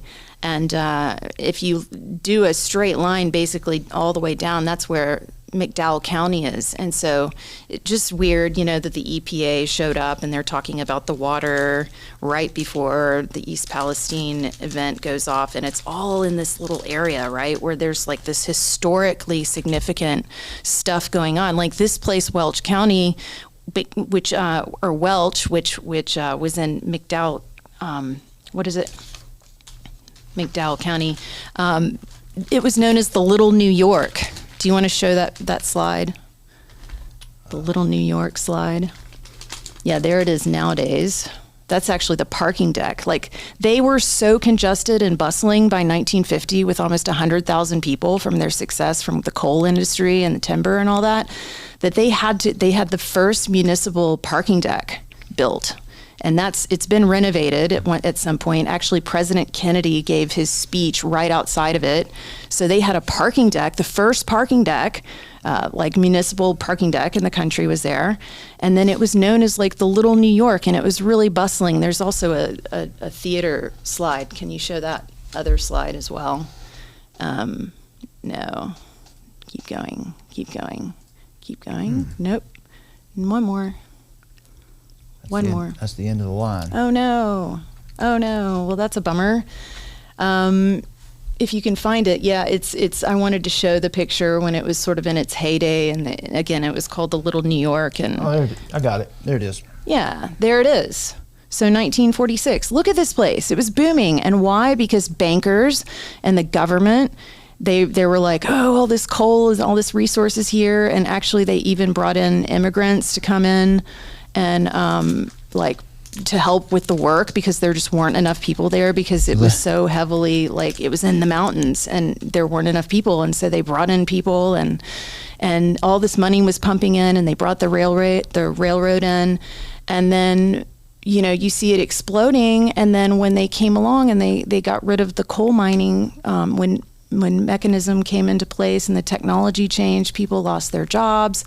And then you literally just see the population plummet with it. By the 1970s, it had drastically reduced. And then now it's around 19,000 people that are there. And as well, President Kennedy, the food stamp program that we have today, he enacted that to happen, people that were suffering from the job loss that happened when the jobs were taken away. So here comes President Kennedy, and he's like, okay, here's food stamps. So literally the people living in this town were the very first people in the entire country to get food stamps. So there's all this significant stuff happening around this area. Johnson said in that State of the Union speech earlier. Mm-hmm. He said, we must make increased use of our food as an instrument of peacemaking. What he's talking about here, by making it available by sale or trade or loan to hungry people in other nations. But let's see, before that, he mentioned, as you said there, the food stamps was a campaign promise made by Kennedy, and it was one that Johnson, a promise that he kept. Yeah. On behalf. You remember? Yeah, there were different stages of the food stamp program, but it was February 2nd, 1961. It had been, they weren't doing that for 18 years. And then because of this town and how drastically it was hit and devastated, Kennedy decided to bring it back, the food stamps. Listen to this quote from Lyndon Baines Johnson in 1964. This is interesting. Close to the end of that State of the Union speech, he says, we must strengthen our Atlantic and Pacific partnership, maintain our alliances, and make the United Nations a more effective instrument for national independence and international order. Now, that could not have gone more the other way as we sit here today with an arm of the United Nations, the World Health Organization, setting itself up as the new world sovereign, doing all it can to remove national independence from other nations. That's a side point. I wanted to throw that in there. Mm-hmm. But yeah, so Johnson mentions the food stamp program in this speech. Promises he's going to keep for Kennedy. All right, what you got? Where is my notes about that? Well, anyway, I just think it's really a cautionary tale about, you see this area that was so significant and famous, like it was known as being like the world's major coal producer, and funding in World War I and World War II, and everybody was doing well there. And then when the technology changed and they decided to go on to another technology, and then these people were just left behind and completely devastated. And this really was, look at this. This is 1946. And then you look at it today and what it's become, and it's pretty sobering. There you go. Let me drop this in here just quickly. We'll see what happens with this. Who knows? We might get in trouble, might not. This is it's West Virginia in the 1950s. Let's give it a couple seconds.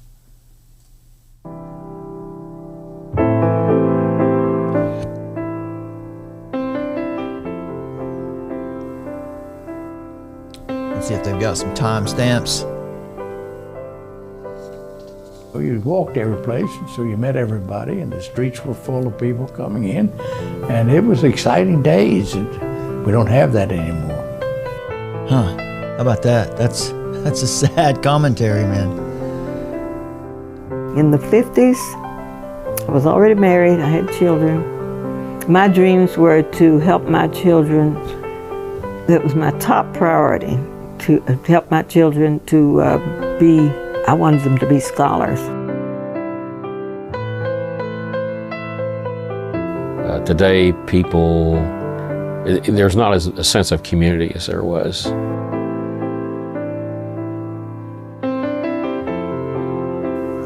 They got together and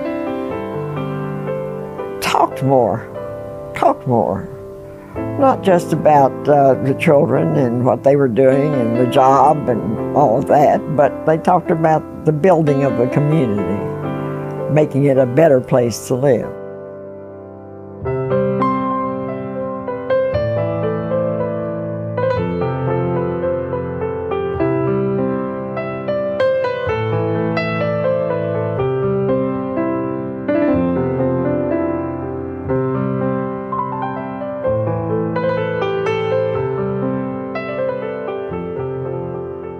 Midway into the 20th century, prospects for West Virginia were looking good.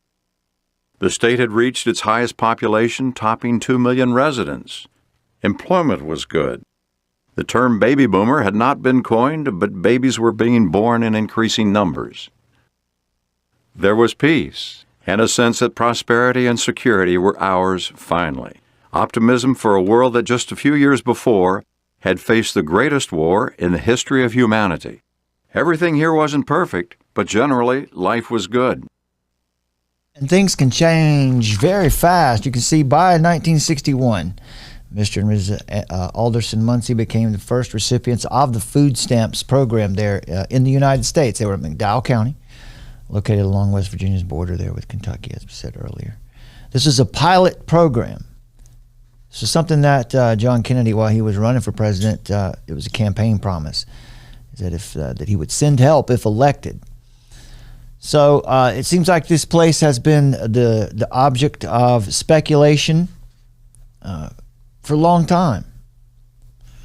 So while it was the first program for providing assistance to lower income families for purchasing food, it was launched. The first one was launched at the end of the Great Depression, but this one, in which the Muncies became the first recipients, was the precedent for the nation's program that we know today as the SNAP benefit, Supplemental Nutrition Assistance Program. And what was it? Didn't we know they bought $95 worth of food stamps, and they bought like a ham, a canned ham or something like that. So, there and it is, now yeah. when they use it in they McDowell have 15 County, people, right? 15 people in their home. Now Yeah. that's an important point. Well, and now when they use it at McDowell County, they don't they trade it in for drugs? That's Yeah, what they let's said get that they to were that. doing. Let's show you that clip. That's really, they'll take their food stamps today. But also but what's so creepy too is like when we were looking into this, I was like, holy cow, because the nation is now like the SNAP benefits are pulling back. And so like within 32 states around the country currently, they're like people were receiving quite a bit of money if they needed to eat. And those have been pulled down drastically, like down to like $95 per month. So just sort of a funny coincidence as researching into that same program. Yeah. If this will play, we'll let you hear a little bit about from Sandy here about what it's like in their area when people get their food stamps. Here we go. Became the fifth vital sign. Now, when all that happened, there were so many doctors giving prescription drugs. Back it up here. You can talk about the drug. Break their back.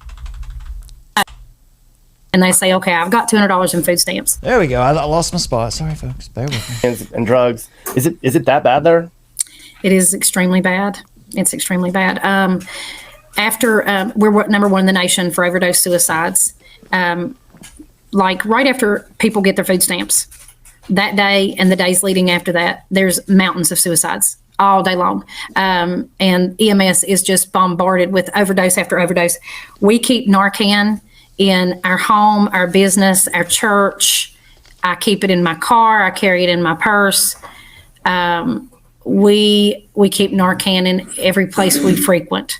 We have to. We just have to. You never know when you're going to have to Narcan somebody. And it is, what they do is they take their food stamps to the store, right? And they'll take somebody to the store and they say, okay, I've got $200 in food stamps.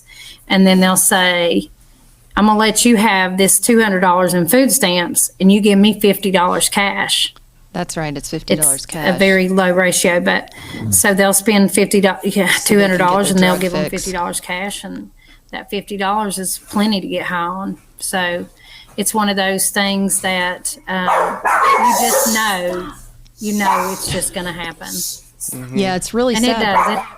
When we were, as we were looking at this, we saw different people that have been living there their whole life talk about how, the drugs have just come in and shown up, and there's like this massive shipment of them that have just arrived. Well, gee, doesn't that sound a little suspicious why that would be happening? Yeah, I think one of the comments that we heard in one of the videos was that they weren't quite sure that fentanyl had made it to their area yet. And this is just a couple weeks ago, this shot here. But you can bet where they are, it's not going to be long. Maybe it already is there and she's not aware because it's everywhere. You're not going to be able to hide from fentanyl. It is ubiquitous. But just to get people addicted to all the opiates. Yeah. So it's clear, that's what's so crazy. It's pretty obvious that they're, making sure that these people do get access to these drugs. Yeah, that's true. So it's... the makers of OxyContin, I can't remember the name of I've forgotten the name of the manufacturer. Starts with a P. We know who it is, right? Anyway, they were fined billions of dollars. They just paid it off. It's no big deal, and everyone knows why it happened. They flooded the market with their drug. They are marketers. They wanted everyone to be. Yeah, they do have fentanyl there, so. It's really sad, man. They're trying to take those people out. What's the reason it's so high there? Like, why is it such a problem for well, in the 80s, when the miners started going on strike and they wanted equal pay and stuff, a lot of mines shut down and pulled out. And that's the most direct effect, economics. It went downhill, so people lost hope. And then you've got a high amount of coal miners here who break their back bending over and going in the mines all the time and stuff like that. So because of that, they got into narcotics were very easily to obtain. About 86, I think it was 86 or 87. Sandy's got a house full there. the narcotic industry exploded because they came up with this thing called the fifth vital sign, which became pain became the fifth vital sign. How about that for a point? We need to get in on that topic. The fifth vital sign. Have you ever noticed when you go to the doctor today, pain, they check your blood pressure and your pulse and your temperature, and they'll ask you, what's your pain level today? Yeah, the fifth vital sign, right?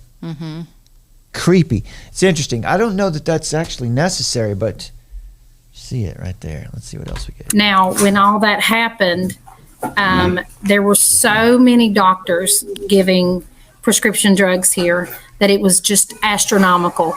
And the big pharmacy corporation hid the results of those studies. They covered up the results of those studies that showed after about 14 days you start to build an addiction to that, and it starts to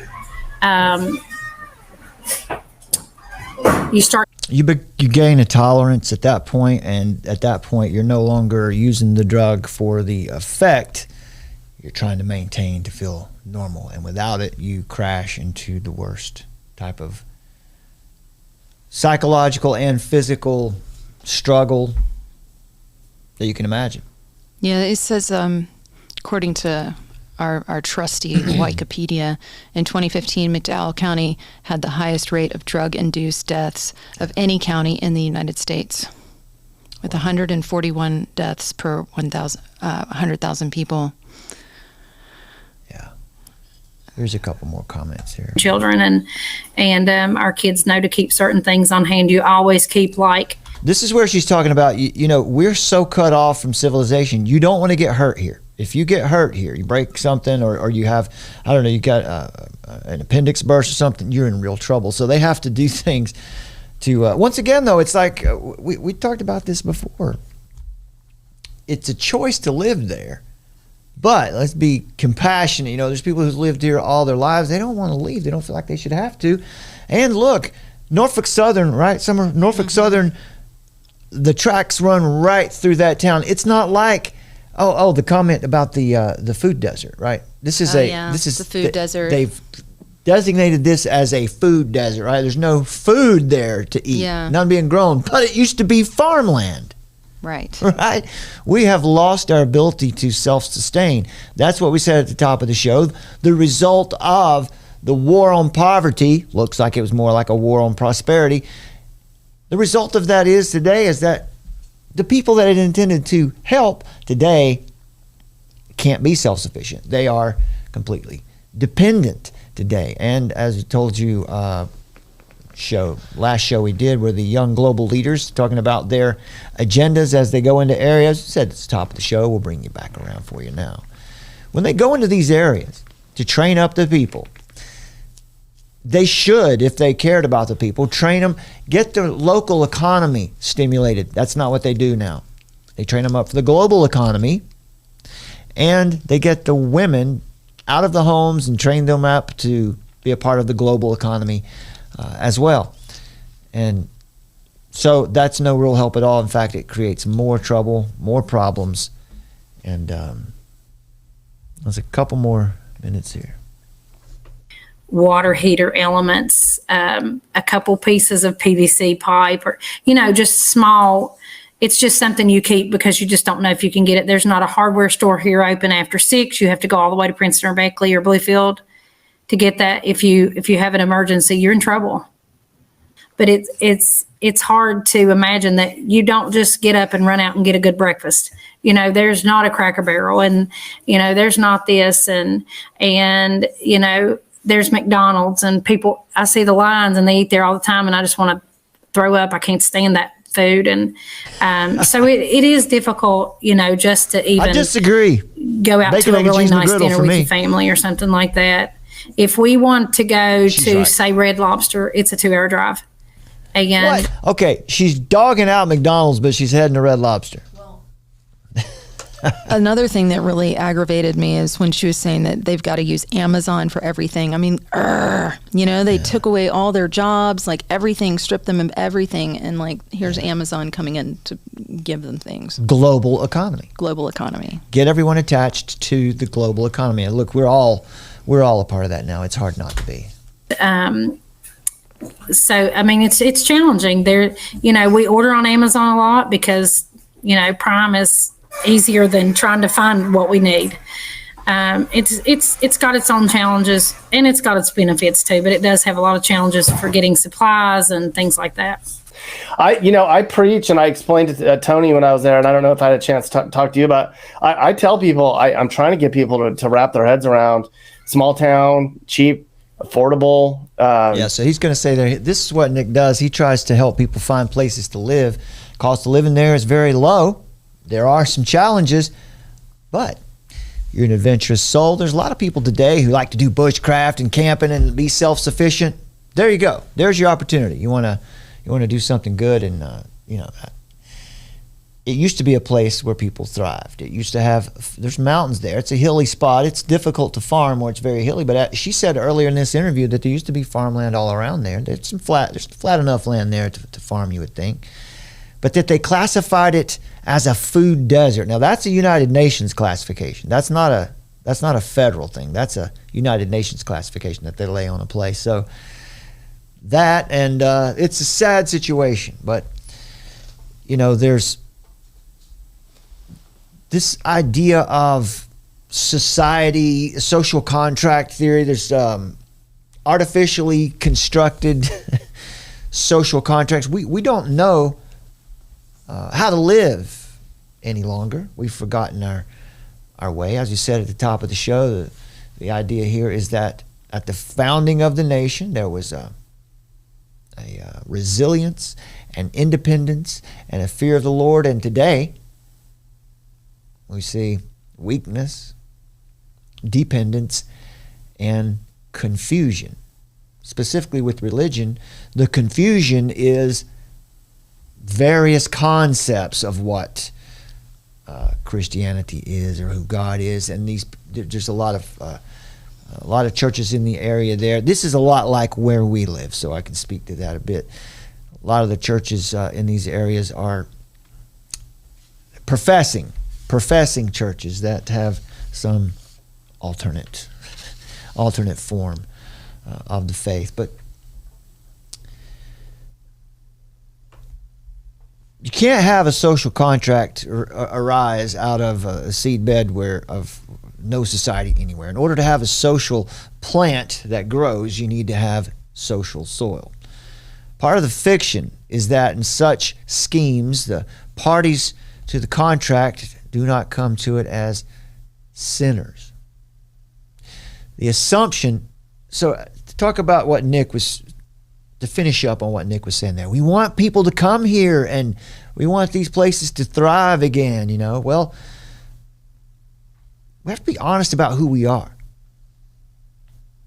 Right? And for the Christians in the area, right, people come into the area, they can do what they want, but in the Christian account, we're created as accountable beings. If our nation falls, we have to be accountable for that. We violated the terms of the covenant that we were under.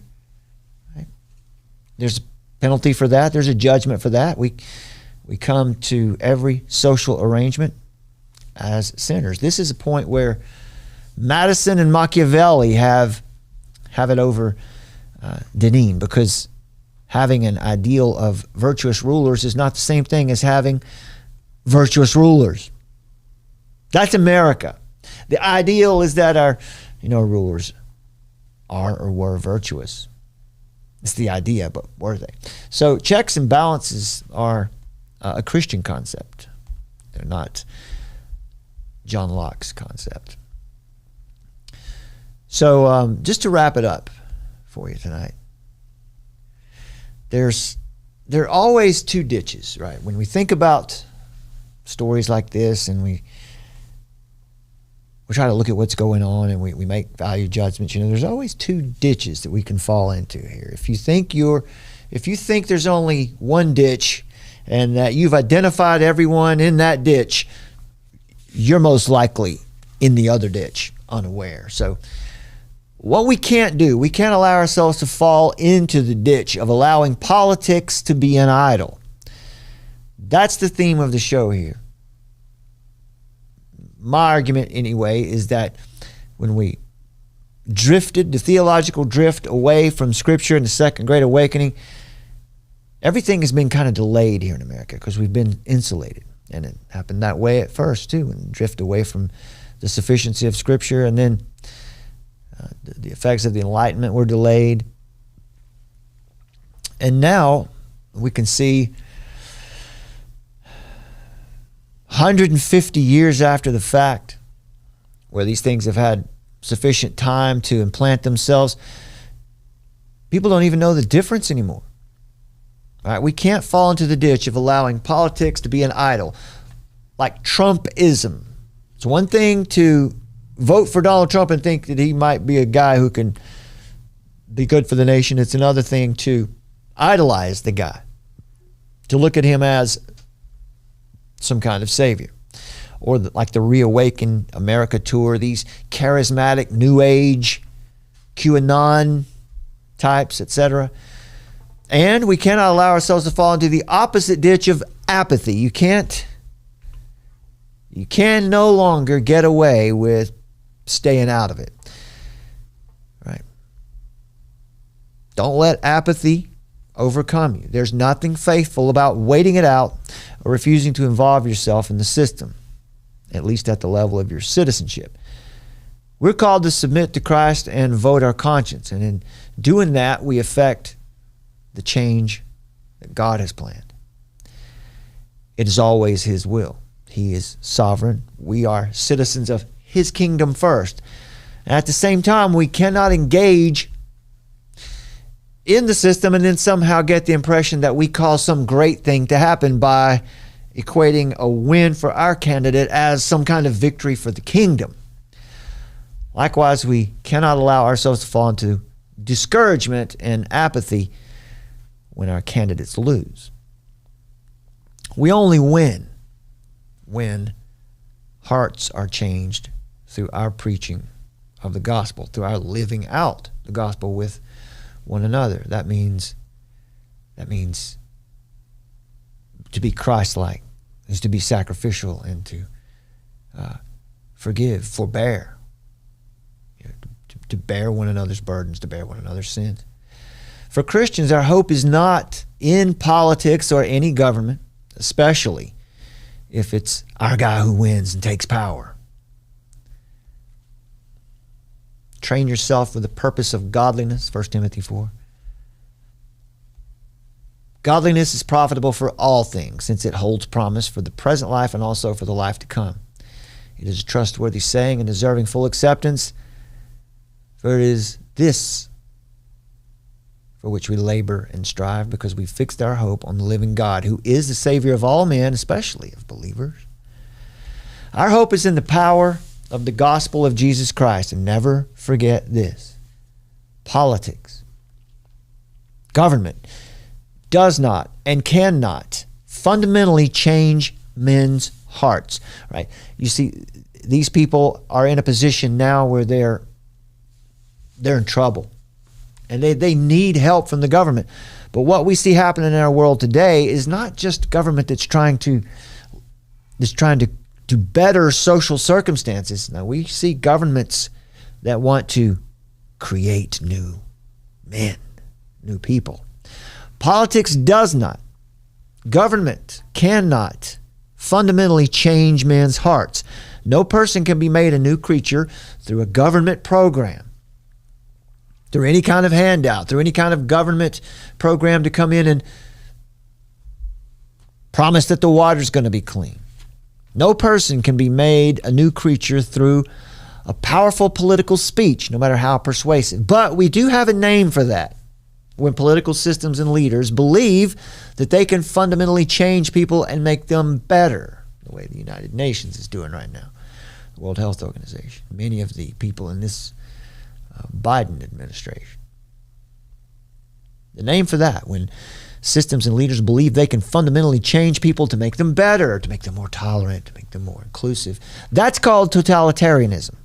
Marxist regimes always believed that they could inspire virtue, or if necessary, they could retrain virtue and create the new man.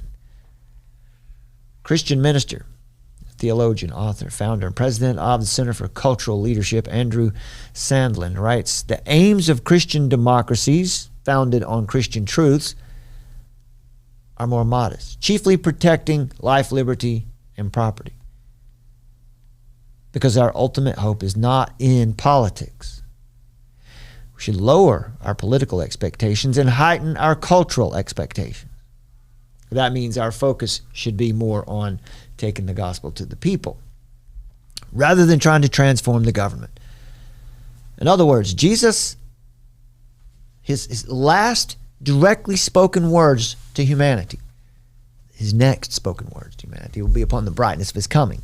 But his last directly spoken words, which are by application appropriately directed to us, those who are his followers in the world today, Jesus' final words were, after his ministry, after 3 years walking daily with these 12 men, after his uncounted miracles and mighty works, which culminated with his arrest, brutal death, resurrection, post-resurrection appearances and interactions, now with only 11 disciples remaining for the moment, who gathered at the mountain near Galilee that Jesus had designated. When Jesus arrives there, verse 17, Matthew 28, it says, and when they saw him, they worshiped him, but some doubted. Still, after all the amazing evidence they had seen, some still doubted. Verse 18, and Jesus came up and spoke to them, saying, all authority has been given to me in heaven and on earth. Go, therefore, and make disciples of all the nations, baptize them in the name of the Father and the Son and the Holy Spirit, teaching them to keep all that I command you. Behold, I am with you always, even till the end of the age. Changing the culture that's not our duty. That's not our direct duty. After all, if we could, think of this. Let's just imagine that we constructed a perfect government. We just knew it'd be perfect. Christian principles, if we could achieve an outcome of the world that suits our desires and our ideas about what we want the world to look like, or what experience we would prefer in the end, even if it was based on Christian principles, in the end, it would be no different than the designs of any tyrant, past or present. That's an interesting thought, isn't it? C.S. Lewis said, mankind is so fallen that no man can be trusted with unchecked power over his fellows.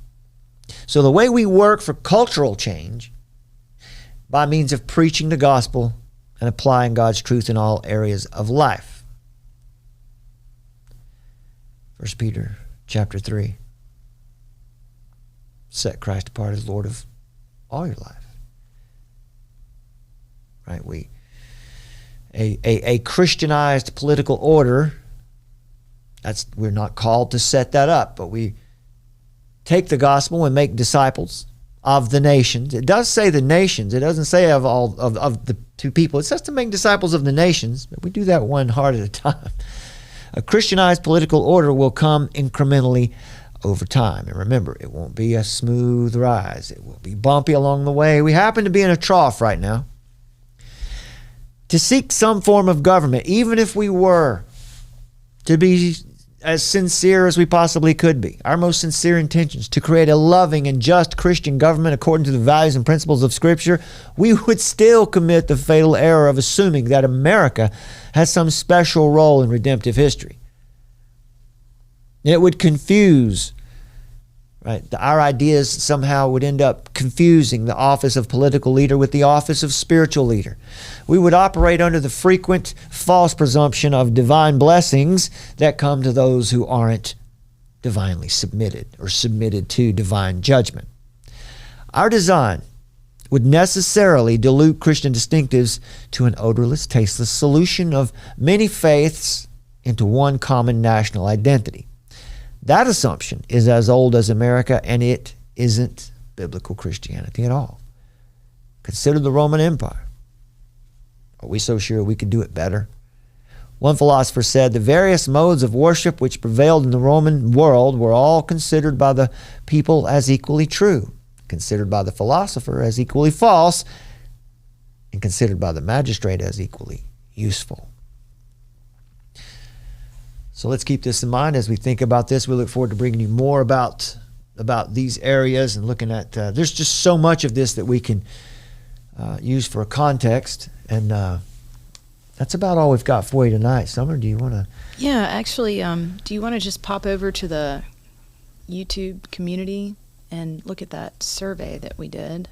Yeah, let's do that. Okay, we'll go to community. You can go to the our YouTube channel, hit that community tab there. Okay. One more down. There it is. Nope, right. You just went by it. There. Oh, there we go. Okay. All right, let's hit that. So there's the question. Do you believe that the banking collapse is designed to usher in the central bank digital currency? If so, please explain in the comments. So this is a poll question. Share this around. Please come in and participate in this, because we're gonna bring to you also our take on what's going on with the banking system. Yes, the banking system as it pertains to the pandemic treaty. Right. Do you believe the banking system collapse is by design, to usher in central bank digital currency? If so, explain it in the comments. Let's hear what you have to say. We got 7 comments so far. Bostonian for Christ said, trace, track, and control. D says, because they have been theoretically discussing the necessity of global monetary system meshed with transhumanism in the inevitable event of a black swan for decades. Indeed.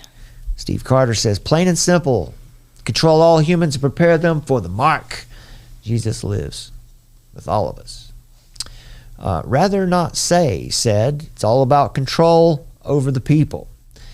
That's right. Let's see if there's any other ones in here. Yeah, here, if truth be told, says they put everything down on paper years ago in a plan for one world government. Yeah, we can trace. Yeah, man. Everybody's like, yeah, they're doing it on purpose. Well done. 98% say, yeah, this is a planned move, a controlled demolition of the economy. And 2% are just having a laugh. They're probably just being rebellious just to do it. 2% out of 55, that's really just one person. Yeah. Not a right group. But, well, yeah, so we'll be back to talk about this. Yeah, we look forward to bringing you more on that. So thank you for joining us tonight, my friends. We'll get out of here now. Please go to that poll, participate in that poll question. Please, if you would, hit the thumbs up button. Please like this video. Yes, please like it. It really helps. I'm not the best at promoting what we do. Or dislike it if you don't like it. You can dislike it too. It doesn't matter to us. If you don't like it, hit the thumbs down. That's fine too. That's okay. But do something. Yeah, we're really bad about that. We actually don't remind people as much as other people do. So please hit the thumbs up and share it around if you can too. All right, we've got some exciting stuff coming up for you. Please, if you would like, if you appreciate this work, if you find some value in it, please help us out. You can find links in the description to support us financially. Your prayers are more important than anything, and we need that. With that, we can do anything. armoroftruth.net, the donate tab will also get you there. And we're going to make everything a lot easier for you very soon with our new mobile app. Well, there will be exclusive content there, podcast content, and stuff that you can't find here on And you'll be YouTube. notified when we go live and stuff like that. Primarily, that's what the app is for content, but it's also so that we can have a way to notify you when we go live, wherever we go live, because we're probably going to have to go live in other areas at some point soon on other platforms. And whenever we are able to achieve our presence on Roku apps, things like that, you'll know that we're live by having this app and having your notifications enabled Nobody can shut us down that. Well, somebody can, but it's less likely. It's less likely. Yes. So we would appreciate your help in keeping that funded as well. As long as the Lord wills and we're funded here, we'll keep doing this. All right? And it's a pleasure for us to do it. We feel very blessed. And I'd like to thank my wife, Summer, for joining me here tonight. Thank you. And I appreciate you. I appreciate you too. And I'm so glad that you're here. Wouldn't want to be anywhere else. Thank you. I appreciate you being here. All right, my friends. Thank you guys. Thanks for being with us. One of these again. days, very soon, if you'll like to help us purchase a camera, another camera, we'll have. I won't have to do this. You can see her here or somewhere over here. You'll see. Maybe just right beside me. All in due time. All in due time. Very soon, we'll work that out. Thank you, my friends. God bless you. We'll see you next time. Well, that's a rather interesting position coming from a man on a crusade against the evils of technology. I'm not against technology, Doctor. I'm against the men who deify it at the expense of human truth. Armor of Truth, live. In the age of technocracy, scientism, and pop atheism, faith is resistance.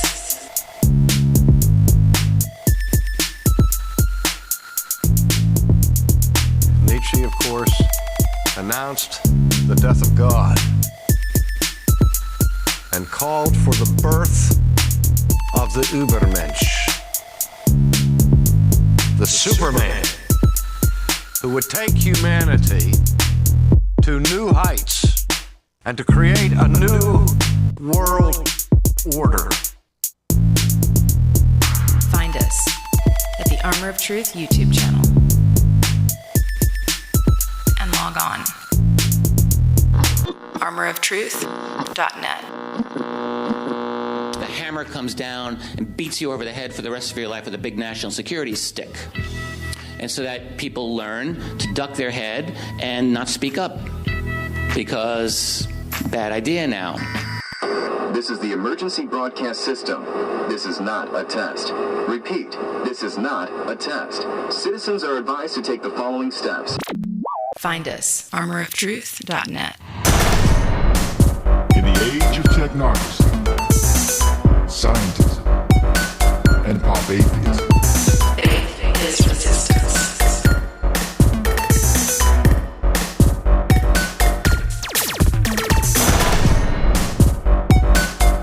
Nietzsche, of course, announced the death of God and called for the birth of the Übermensch, the Superman, who would take humanity to new heights and to create a new world order.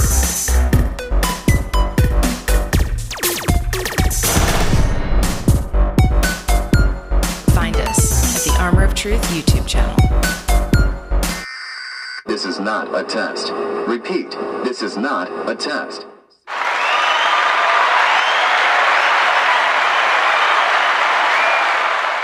Good luck. We're all counting on you.